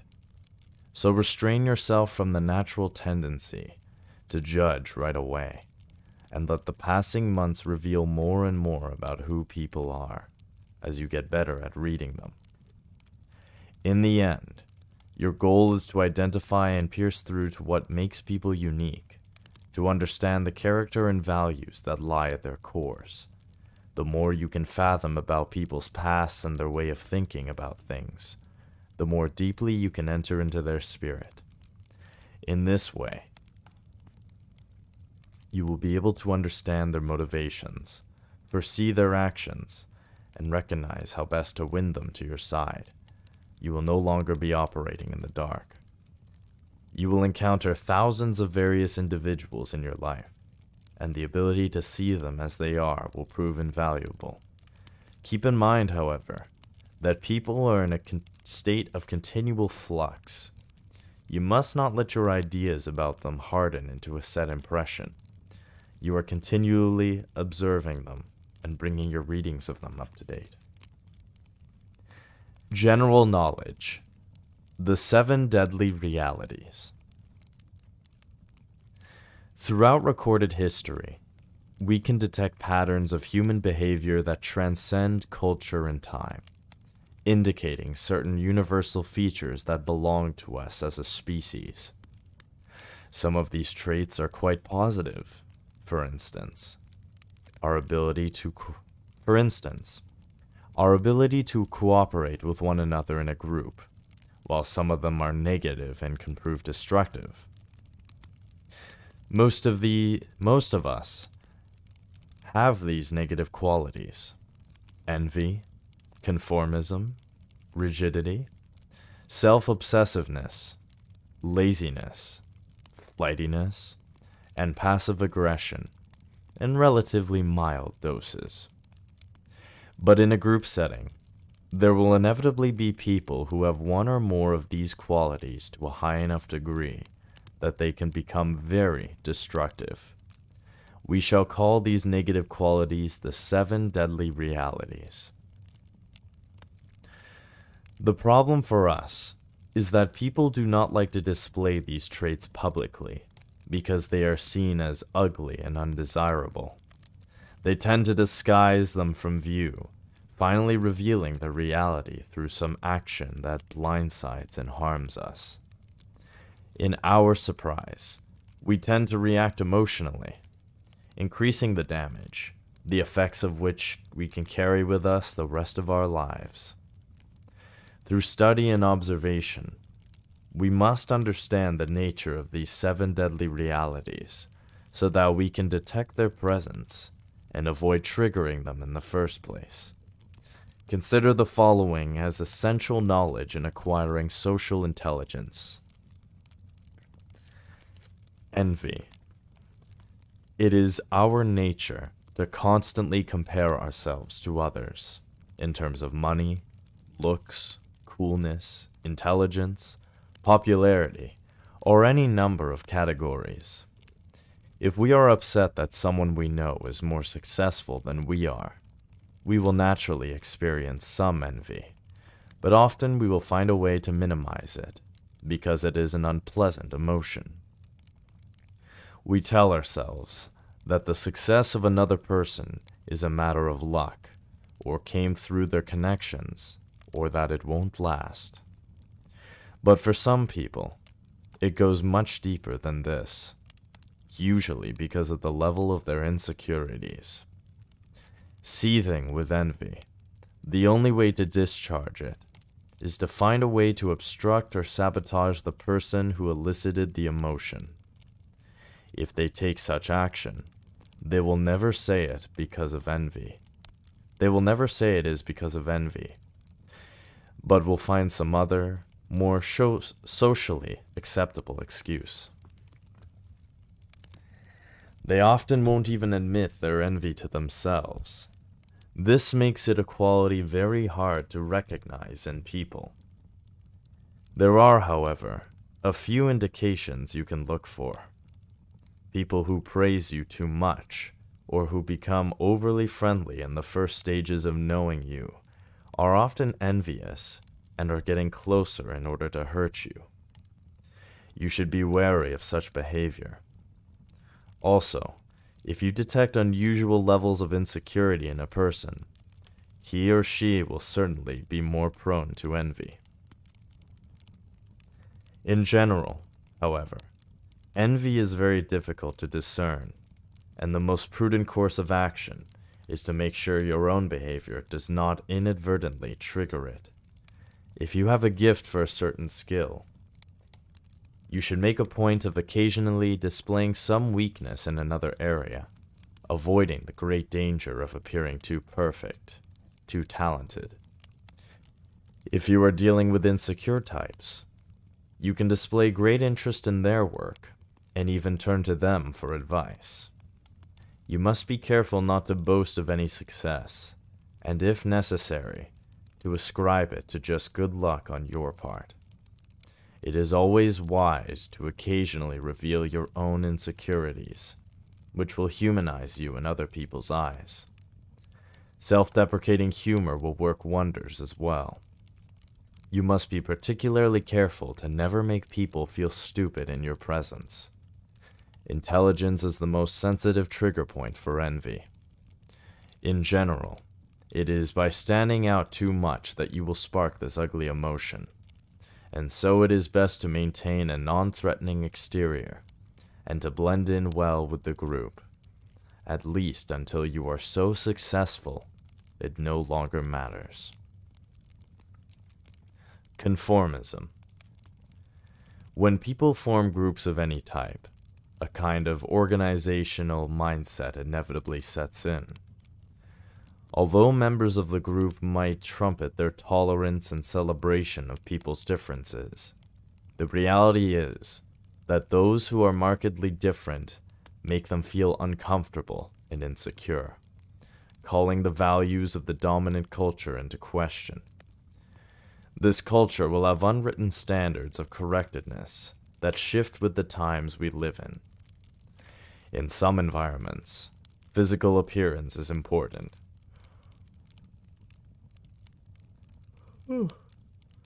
Excuse me. But generally, the spirit of correctness runs deeper than that, often unconsciously conforming to the spirit of the man or woman on top. Members will share the same values about morals or politics. You can become aware of this group spirit by observing how much people feel the need to display certain opinions or ideas that conform to the standards. There will always be a few within the group who are the overseers of correctness, and who can be quite dangerous. If you have a rebellious or naturally eccentric streak, as is often the case with those who are aiming for mastery, you must be careful in displaying your difference too overtly, particularly in the apprenticeship phase. Let your work subtly demonstrate your individual spirit, but when it comes to matters of politics, morals, and values, make a show of adhering to the accepted standards of your environment. Think of the workplace as a kind of theater in which you are always wearing a mask. Reserve your most interesting and colorful thoughts for your friends and those whom you can trust outside work. Be careful in what you say. It is not worth the bother of freely expressing your opinions. If you sin against this deadly reality, people will not acknowledge the cause of their disaffection, because they do not want to think of themselves as conformists. They will find some other reason to ostracize or sabotage you. Do not give them material for this kind of attack. Later, as you gain mastery, you will have ample opportunity to let your individuality shine through and to reveal your contempt for people's correctness. Rigidity. The world has become increasingly complex in many ways, and whenever we humans face a situation that seems complicated, our response is to resort to a kind of artificial simplicity, to create habits and routines that give us a sense of control. We prefer what is familiar, ideas, faces, procedures, because they are comforting. This extends to the group at large. People follow procedures without really knowing why, simply because these procedures may have worked in the past, and they become highly defensive if their ways are brought into question. They become hooked on a certain idea, and they hold on to it, even if that idea has been proven repeatedly to be wrong. Look at the history of science. Whenever a new idea or way of looking at the world is introduced, despite all the proofs behind it, those who are entrenched in the old ways will fight to the death to preserve them. It is often against human nature, particularly as we get older, to consider alternative ways of thinking or doing things. People do not advertise the rigidity. You will only trip up against it if you try to introduce a new idea or procedure. Some in the group, the hyper-rigid, will become irritable, even panicky at the thought of any kind of change.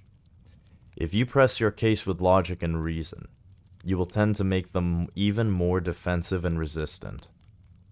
If you are an adventurous, open-minded type, your very spirit will prove disruptive and upsetting.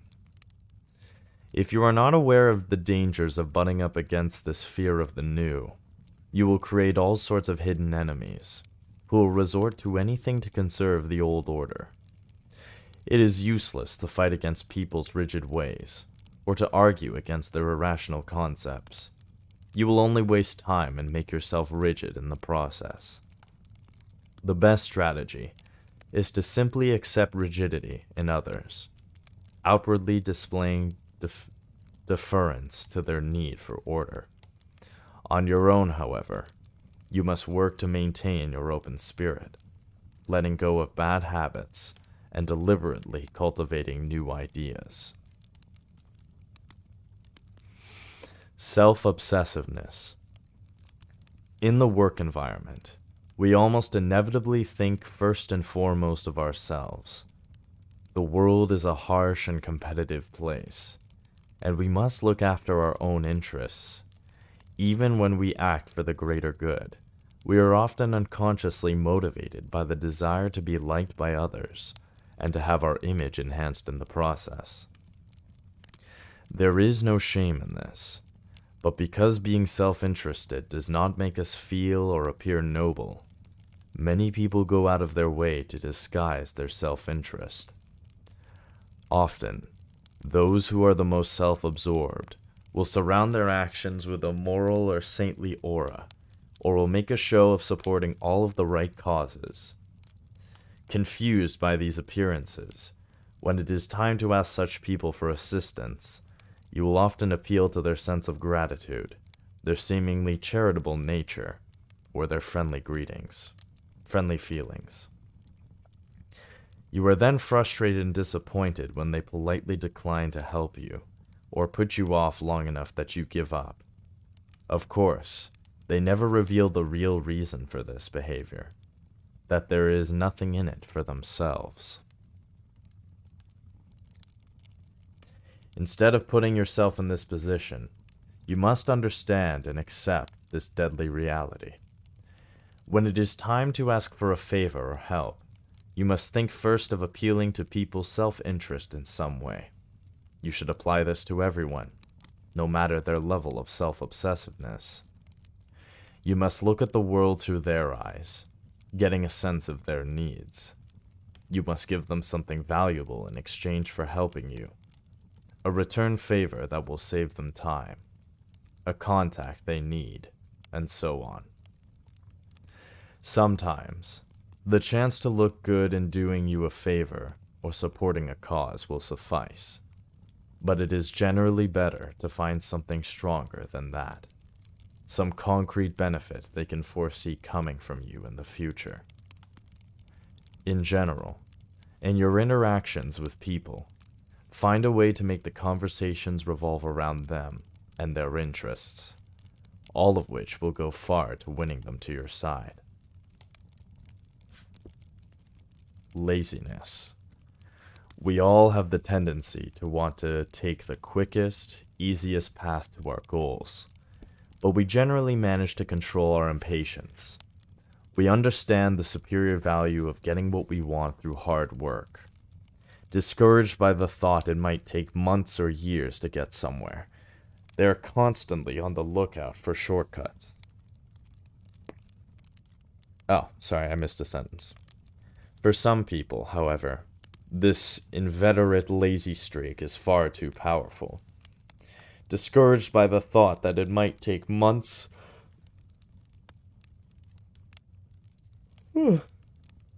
excuse me, or years to get somewhere, they are constantly on the lookout for shortcuts.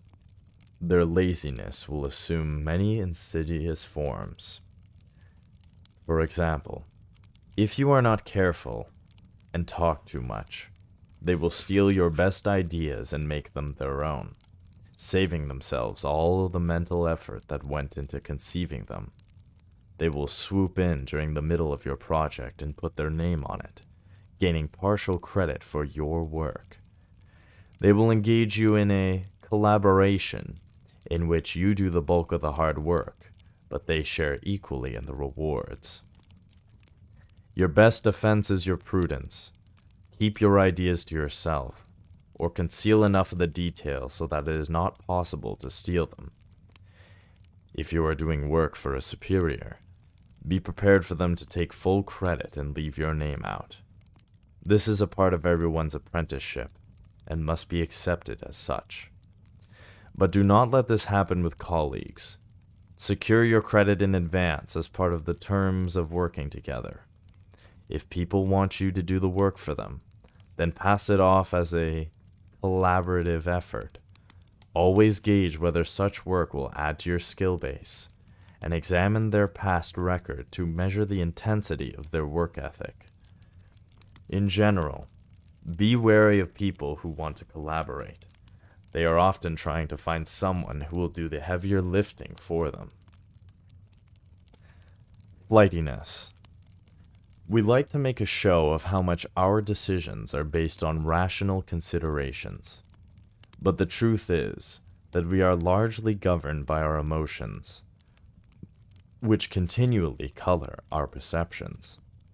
What this means is that the people around you, constantly under the pull of their emotions, change their ideas by the day or by the hour, depending on their mood. You must never assume that what people say or do in a particular moment is a statement of their permanent desires. Yesterday, they were in love with your idea. Today, they seem lukewarm. This will confuse you, and if you are not careful, you will waste valuable mental space trying to figure out their real feelings, their mood of the moment, their fleeting motivations. It is best to cultivate both distance and a degree of detachment from other people's shifting emotions so that you are not caught up in the process. Focus on their actions, which are generally more consistent, and not on their words. Do not take so seriously people's promises or their ardor in wanting to help you. If they come through, so much the better. But be prepared for the more frequent change of heart. Rely upon yourself to get things done, and you will not be disappointed. Passive aggression. The root cause of all passive aggression is the human fear of direct confrontation. The emotions that a conflict can churn up, and the loss of control that ensues. And so, because of this fear, some people look for indirect means for getting their way, making their attacks subtle enough so that it is hard to figure out what is going on, while giving them control of the dynamic. We are all passive-aggressive to some extent.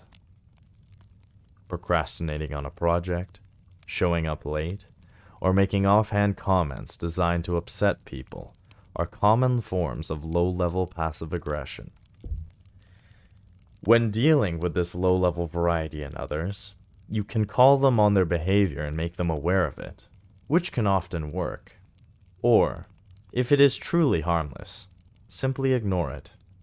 But there are people out there, seething with insecurities, who are veritable passive-aggressive warriors, and can literally ruin your life. Your best defense is to recognize such types before you become embroiled in a battle, and avoid them like the plague. The most obvious clues come from their track record. They have a reputation. You hear stories of past skirmishes and so on. Take a look at the people around them, such as assistants. Do they act with unusual caution and terror in their presence? Sometimes, you are confused because you suspect sabotage or obstruction, but they present such a friendly or benign exterior. Discard the exterior and focus only on their actions, and you will have a clearer picture. If they evade you and delay necessary action on something important to you, or make you feel guilty and leave you unsure why, or if they act harmfully but make it seem like an accident, you are most likely under a passive-aggressive attack. You have one of two options. Either get out of their way and leave their presence, or return the attack with something equally indirect, signaling in some subtle way that messing with you will come with a price. This will often discourage them and make them find another victim. At all cost, avoid entangling yourself emotionally in their dreams, in their dramas and battles. They are masters at controlling the dynamic, and you will almost always lose in the end.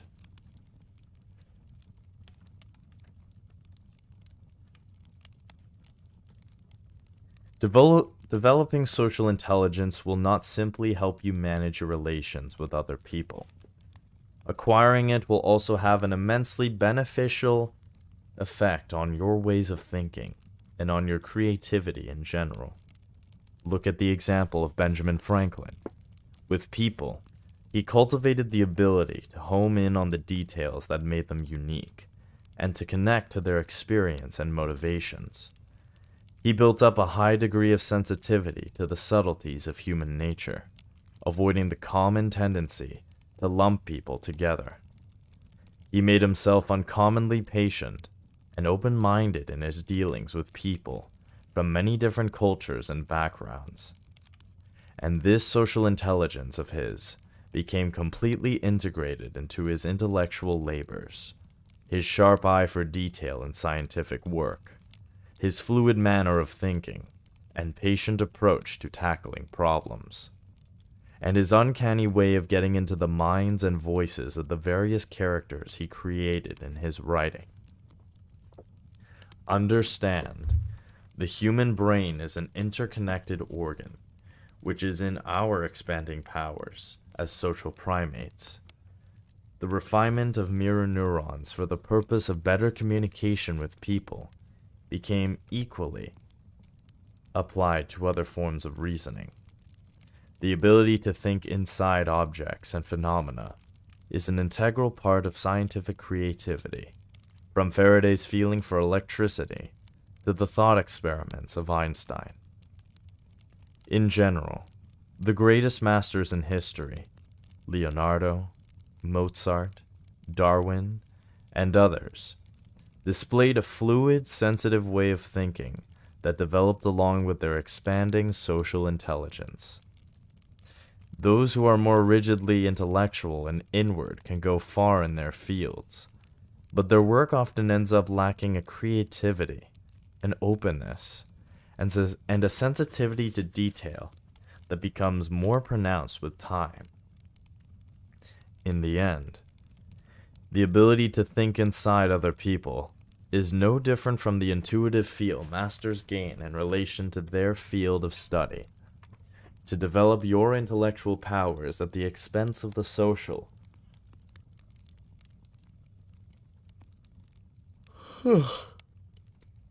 is to retard your own progress to mastery and limit the full range of your creative powers.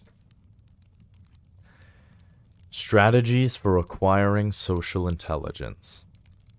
Quote, "We must, however, acknowledge that man with all his noble qualities, with sympathy which feels for the most debased, with benevolence which extends not only to other men, but to the humblest living creature, with his godlike intellect, which has penetrated into the movements and constitution of the solar system, with all these exalted powers, man still bears in his bodily frame the indelible stamp of his lowly origin." End quote. Charles Darwin. In dealing with people, you will often encounter particular problems that will tend to make you emotional and lock you into the naive perspective. Such problems include unexpected political battles, superficial judgments of your character based on appearances, or petty-minded criticisms of your work. The following 4 essential strategies, developed by masters past and present, will help you to meet these inevitable challenges and maintain the rational mindset necessary for social intelligence. Number 1. Speak through your work. A. In 1846, a 28-year-old Hungarian doctor named Ignaz Samuelis. How do I say that? Samuelis. Ignaz Samuelis. Yeah. In 1846, a 28-year-old Hungarian doctor named Ignaz Samuelis began work as an assistant in the obstetrics department of the University of Vienna, and almost from the beginning, he was a man obsessed. The great disease that plagued the maternity wards in Europe at the time was that of childbed fever. At the hospital where young Samuelis worked, 1 in 6 mothers died of the disease shortly after giving birth. When their bodies were dissected, doctors would discover the same whitish pus that smelled horrifically, and an unusual amount of putrid flesh. Seeing the effects of the disease on almost a daily basis, Samuelis could think of nothing else. He would devote his time to solving the riddle of its origins. At the time, the most common explanation for the cause of the disease revolved around the idea that airborne particles ingested through the lungs brought on the fever. But to Samuelis, this made no sense. The epidemics of childbed fever did not seem to depend on weather, atmospheric conditions, or anything in the air. He noted, as did a few others, that the incidence was much higher among women who had their babies delivered by a doctor as opposed to a midwife. Nobody could explain the reason for such a difference, and few seemed perturbed by this. After much thinking and studying of the literature on the subject, Samuelis came to the startling conclusion that it was the direct, hand-to-hand contact between doctor and patient that caused the disease, a revolutionary concept at the time. As he was formulating this theory, an event occurred that seemed to prove it conclusively. A leading doctor in the department had been accidentally pricked in the finger by a knife while conducting an autopsy on a woman who had childbed fever, and the doctor died within a few days of a massive infection. When they dissected his body, he had the same white pus and putrid flesh as the woman. It now seemed clear to Samuelis that in the autopsy room, the physician's hands became infected, and in examining the women and delivering the babies, they passed the disease into the women's blood through various open wounds. The physicians were literally poisoning their patients with childbed fever. If this was the cause, it would be simple to solve. Doctors would have to wash and disinfect their hands before handling any patients, a practice no one followed in any hospital at the time. He instituted this practice in his ward, and the number of mortalities was instantly halved. That's insane. Can you imagine a time where nobody washed their hands in a hospital? That is crazy. Crazy to think about. On the brink of perhaps a major discovery in science, the connection between germs and contagious disease, Samuelis seemed to be on his way to an illustrious career. But there was one problem. The head of the department, Johann Klein, was a most conservative gentleman who wanted his doctors to adhere to strict medical orthodoxies established by previous practice. He believed that Samuelis was an inexperienced doctor turned radical, who wanted to overturn the establishment and make a name for himself in the process. Semmelweis argued with him incessantly over the subject of childbed fever. And when the young man finally promulgated his theory, Klein became furious. The implication was that doctors, including Klein himself, had been murdering their patients, and this was too much to take. Klein himself ascribed the lower number of mortalities in Semmelweis's ward to a new ventilation system he had installed. When in 1849, Semmelweis's assistantship was nearing its end, Klein refused to renew it, essentially leaving this young man without a job. By now, however, Semmelweis had gained several key allies within the medical department, particularly among the younger set. They urged him to conduct some controlled experiments to strengthen his case, and then to write up his findings in a book that would spread his theory throughout Europe. Semmelweis, however, could not turn his attention away from the battle with Klein.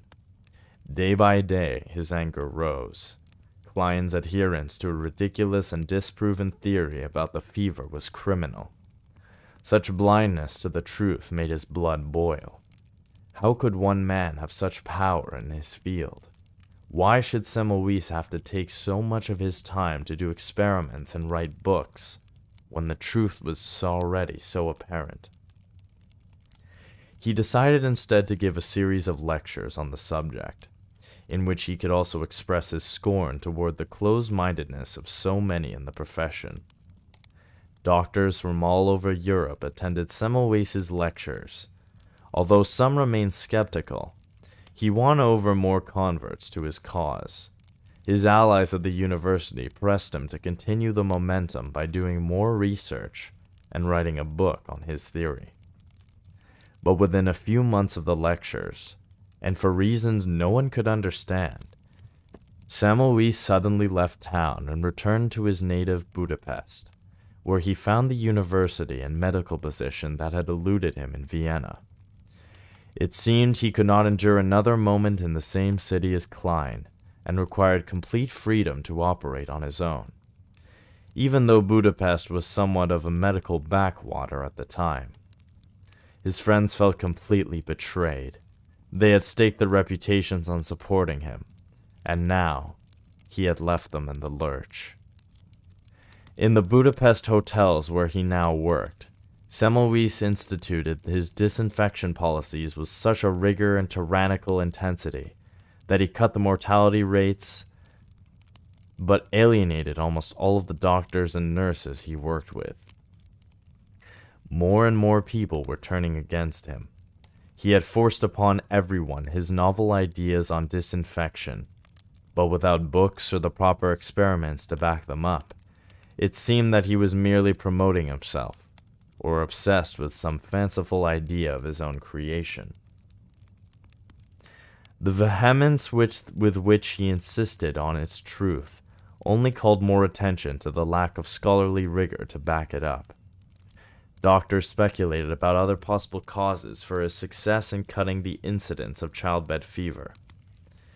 Finally, in 1860, under pressure from colleagues yet again, he decided to write the book that would explain his theory in full. When he was finished with it, what should have been a relatively small volume had ballooned into a 600-page diatribe that was nearly impossible to read. It was hopelessly repetitive and convoluted. His arguments would turn into polemics, as he enumerated the doctors who had opposed him, and who were therefore murderers. During such passages, his writing became almost apocalyptic. Now his opponents came out of the woodwork. He had committed himself to writing, but had done such a bad job that they could poke holes through his arguments, or merely call attention to his violent tone, which was self-damning enough. His former allies did not rally to his cause. They had come to hate him. His behavior became increasingly grandiose and erratic, until his employers at the hospital had to dismiss him. Virtually penniless and abandoned by almost everyone, He fell ill and died in 1865 at the age of 47. B.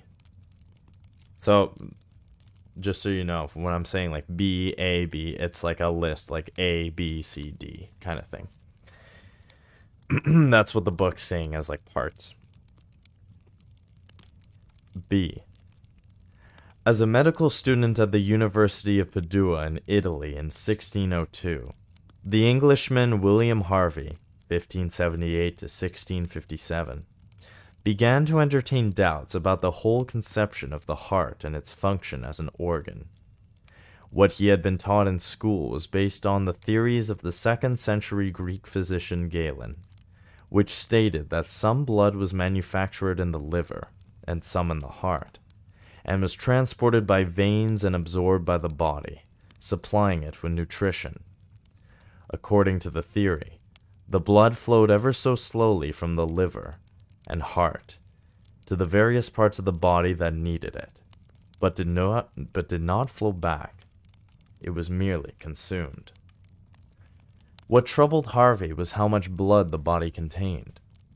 How could it possibly produce and consume so much liquid? Over the ensuing years, his career prospered, culminating in his appointment as royal physician to King James I. During these years, he continued to ponder the same questions about blood and the role of the heart, and by the year 1618, he had come up with a theory. Blood flows through the body, not slowly, but rapidly, the heart acting as a pump. Blood is not produced and consumed. Instead, it circulates continually. The problem with this theory was that he had no direct means of verifying it. At the time, to open the heart of a human, to study it, would spell instant death. The only means available for research was vivisection of animals and the dissection of human corpses. Once the heart was opened in animals, however, it would behave erratically and pump far too rapidly. The mechanics of the heart were complex, and for Harvey, they could only be deduced through controlled experiments, such as using elaborate tourniquets on human veins, and could never be observed directly with the eyes. After many such controlled experiments, Harvey felt certain he was correct, but he knew he would have to carefully strategize his next step. His theory was radical.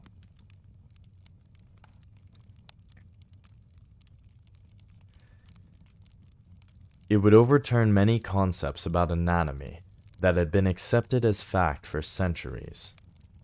He knew that to publish his results so far would only stir up enmity and create many enemies for himself. And so, thinking deeply about people's natural reluctance to accept new ideas, he decided to do the following. He delayed publishing the results of his findings, waiting until he had firmed up his theory and amassed more evidence. In the meantime, he involved his colleagues in further experiments and dissections, always eliciting their opinions. Increasing numbers of them were impressed and supported his new theory.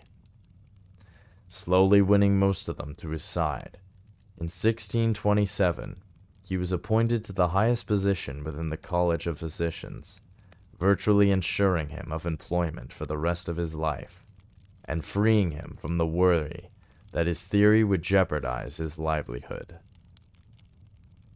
As the court physician, first to James I and then to Charles I, who ascended the throne in 1625, Harvey worked diligently to gain royal favor. He played the court diplomat and avoided aligning himself with any faction or becoming involved in any intrigues. He behaved humbly and with self-deprecation. He confided his discoveries to the king early on to gain his trust and support. In the country, there was a young man who had severely broken ribs on the left side of his chest, leaving a cavity through which one could see and touch the heart. He brought the young man to the king's court and used him to demonstrate to Charles the nature of the heart's contractions and expansions, and how the heart worked as a pump for the blood. Finally, in 1628, he published the results of his years of work, opening the book with a very clever dedication to Charles I. Most serene king, the animal's heart is the basis of its life, its chief member, the sun of its microcosm. On the heart all its activity depends. From the heart all its liveliness and strength arise. Equally is the king the basis of his kingdom, the sun of his microcosm, the heart of the state. From him all power arises, and all grace stems. The book naturally created a stir, particularly on the continent, where Harvey was less known. Opposition primarily came from older physicians who could not reconcile themselves with a theory that so completely overturned their idea of anatomy. To the numerous publications that came out to discredit his ideas, Harvey remained mostly silent.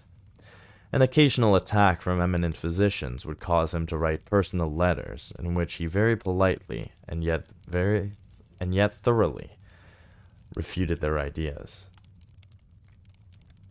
As he had foreseen, with the strength of his position within the medical profession and the court, and with the great amount of evidence he had accumulated over the years, which was clearly outlined in his book, his theory slowly gained acceptance.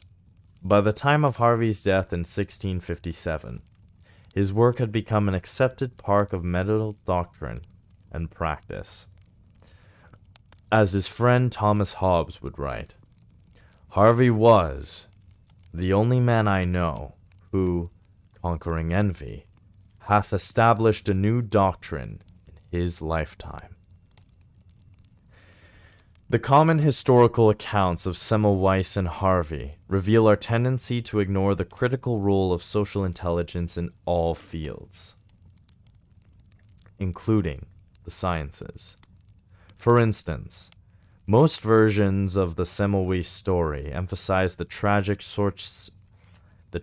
short-sightedness of men like Klein, who pushed the noble-minded young Hungarian over the edge. With Harvey, they emphasize his theoretical brilliance as the singular cause of his success. But in both cases, social intelligence played a key role. Semmelweis completely ignored its necessity. Such considerations annoyed him. All that mattered was the truth. But in his zeal, he unnecessarily alienated Klein, who had faced other disagreements with students before, but never to such a degree. Through constant arguing, Semmelweis had pushed Klein to the point of having to fire him, and thus lost an important position within the university from which he could spread his ideas. Consumed with his battle with Klein, he failed to express his theory in a clear and reasonable form, displaying a monumental disregard for the importance of persuading others. If he had merely devoted his time to making his case in writing, he would have saved far more lives in the long run. Harvey's success, on the other hand, was greatly due to his social agility. He understood that even a scientist must play the courtier. He involved others in his work, making them emotionally attached to his theory. He published his results in a thoughtful, well-reasoned, and easy-to-read book, and then he quietly allowed his book to speak for itself, knowing that by asserting himself after its publication, he would merely call attention to the person and not the work. He did not give fuel to the foolishness of others by engaging in petty battles, and any opposition to his theories withered away on its own. Understand, your work is the single greatest means at your disposal for expressing your social intelligence. By being efficient and detail-oriented in what you do, you demonstrate that you are thinking of the group at large and advancing its cause. By making what you write or present clear and easy to follow, You show your care for the audience or public at large by involving other people in your projects and gracefully accepting their feedback. You reveal your comfort with the group dynamic. Work that is solid also protects you from the political conniving and malevolence of others. It is hard to argue with the results you produce. If you are experiencing the pressures of political maneuvering within the group, do not lose your head and become consumed with all of the pettiness. By remaining focused and speaking socially through your work, you will both continue to raise your skill level and stand out among all the others who make a lot of noise but produce nothing.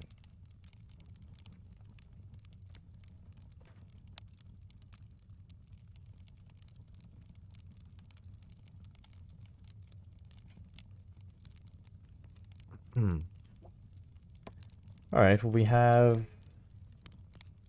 Let's see here. Can I do this in 10 minutes? Yeah, I think I can read this in 10 minutes. Number 2. Craft the appropriate persona. From early on in life, Teresita Fernandez, born 1968, had the feeling that she was watching the world around her from a distance, like a voyeur.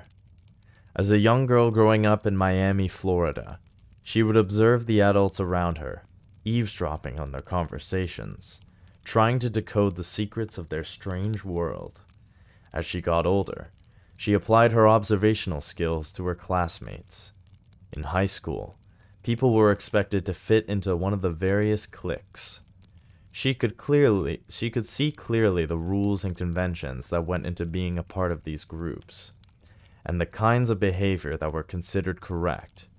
She felt alienated from all of these different cliques, and so she remained on the outside.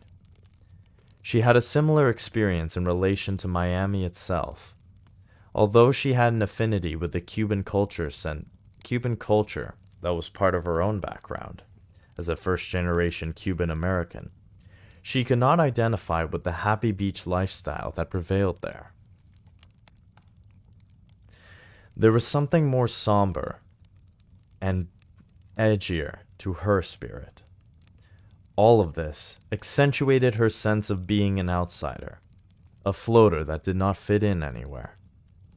There were other floaters in school, and they tended to drift into theater or the art scene, places where it was safer to be unconventional. Teresita had always liked making things with her hands, and so she began to take art classes. But the art she produced in high school did not seem to connect to that grittier side of her character. It came too easily.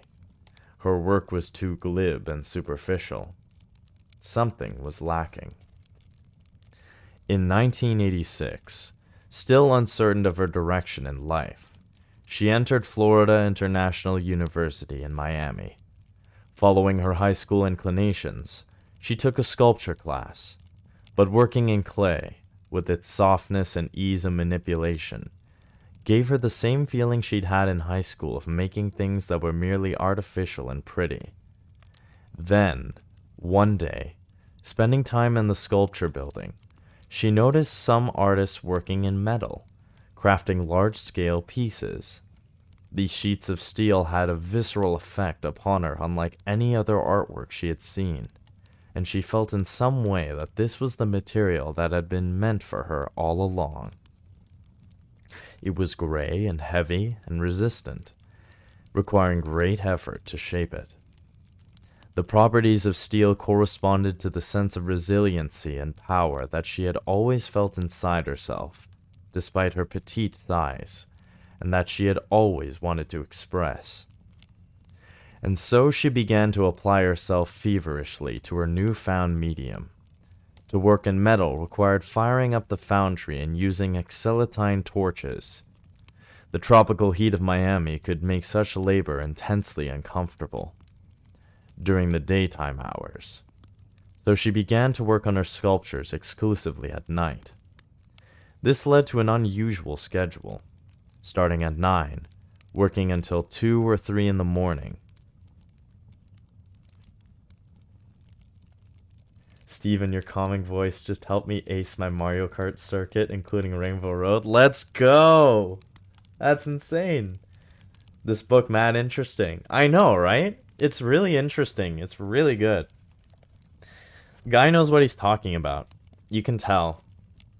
And what I really like about this book, too, is the way that he writes. It's not full of bullshit terms. Like, he's very straightforward and to the point. There's no, like, filler. Everything he's saying has a reason behind it. I'm glad you find the book interesting, and I'm glad you're able to ace the circuit. And Rainbow Road, too. That's impressive. That's sick. We'll have to have a rematch soon, since you're getting better. Oh, where was I? Yes, her schedule. This led to an unusual schedule, starting at 9, working until 2 or 3 in the morning, then sleeping through a good part of the next day. Besides the cooler air, working at night had other advantages. With few people around, she could focus deep. No, hold on.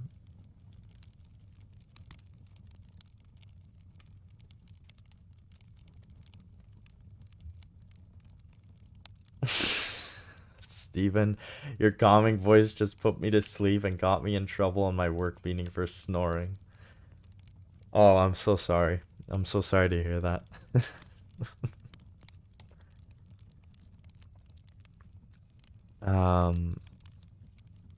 Fuck. Okay, sorry. Besides the cooler air, working at night had other advantages. With few people around, the studio was quite peaceful and conductive to serious work. She could focus deeply. She could experiment with her pieces, make mistakes that no one would see. She could be fearless and take chances. Slowly, Fernandez began to take command of the medium, and in making her sculptures, she felt like she was foraging and transforming herself. She was interested in creating pieces that were large and impressive.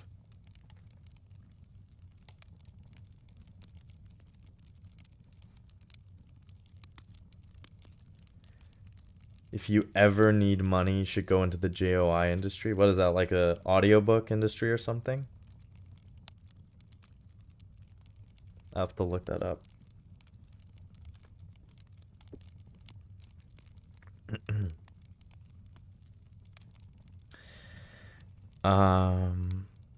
Slowly, Fernandez began to take command of the medium, and in making her sculptures, she felt like she was forging and transforming herself. She was interested in creating pieces that were large and impressive, but to make such work, she had to devise her own method.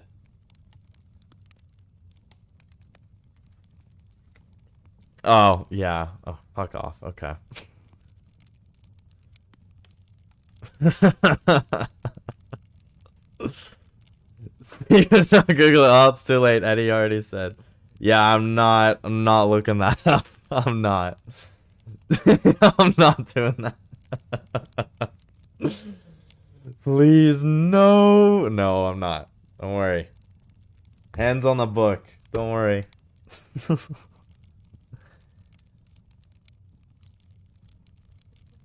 Eddie, how can you corrupt my brother like this? Don't use your dad's computer. Why would I use my dad's computer for that? Can't you see how pure and innocent he is? Oh, yeah. Brother, if he ever eats extra money, I think I'd get probably disowned by my family if I did that. That would be the point where they would disown me, 100%. If I actually stooped that low.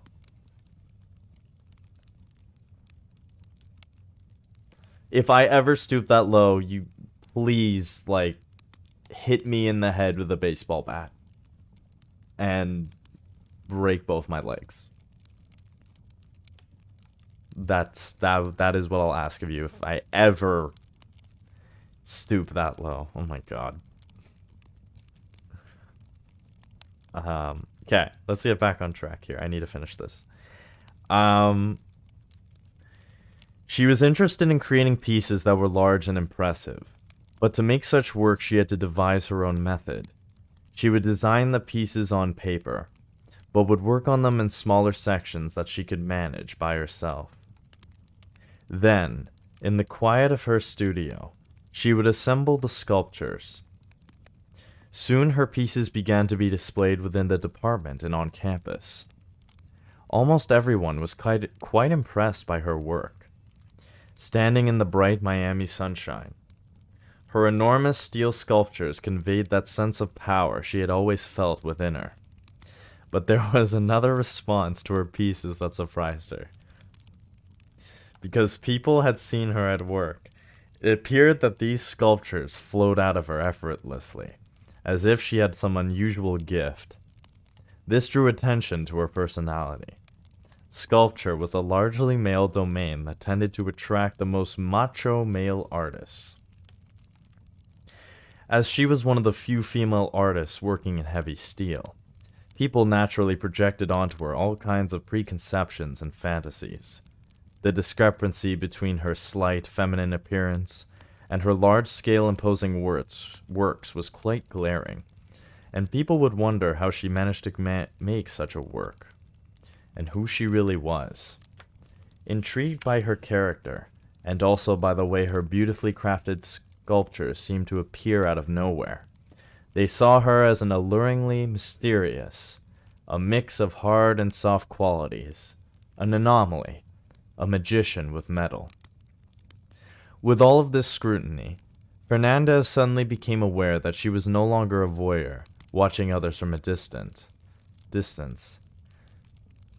but was at the center of attention. The art world felt right to her.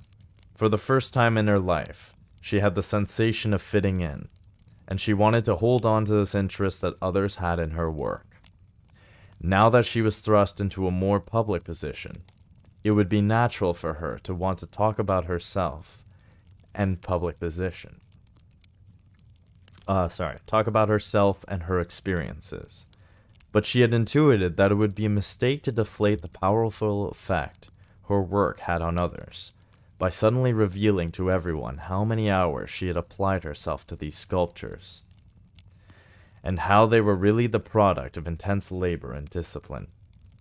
Sometimes, she reasoned, what you do not reveal to people is all the more eloquent and powerful. She decided to go along with the image that others had of her and her work. She would create an air of mystery around her, making sure not to talk about her process, keeping details of her life hidden, and allowing people to project onto her their own fantasies.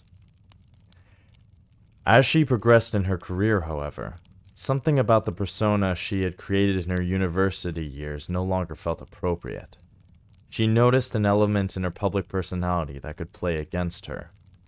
If she were not careful, people would judge her based on her physical appearance as an attractive young woman. They would not see her as a serious artist.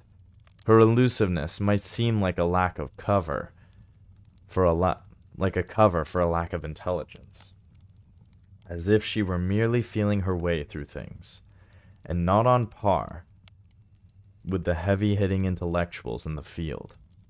It was a prejudice female artists had to deal with. Any hint of being wishy-washy or inarticulate, when it came to talking about her work, carried the danger of feeding the preconception that she was frivolous, merely dabbling in the arts. And so she slowly developed a new style that suited her well. She would be assertive and speak with authority about the content of her work, while still enveloping her work process in mystery. She was not weak or vulnerable, but in clear command of the subject. If male artists needed to seem serious and articulate, as a woman, she would have to appear even more so. Her assertive tone was always dignified and respectful, but she made it clear she was no lightweight. Over the years, Teresita Fernandez became a world-renowned conceptual artist working in all types of materials. She continued to play with her appearance and making it fit her changing circumstances. The stereotype for artists is that they are disorganized and only interested in what is happening in the art world. She would play against these expectations. She transformed herself into an eloquent lecturer, exposing her work and ideas to the public at large. Audiences would ponder and be intrigued by the discrepancy between her pleasant, composed surface and the complex, challenging content of her discourse. She became versed in many fields outside art, combining these interests in her work, and in the process, exposed herself to a wide range of people outside the art world. She taught herself to mingle equally well with the workers mining the graphite for her pieces as with gallery dealers. A kind of courtier flexibility that made her life as an artist much easier and made it impossible for her to be typecast. In essence, her public persona became another form of art, a material she could cast and transform according to her needs and desires. And I think with that, we will end our reading for today.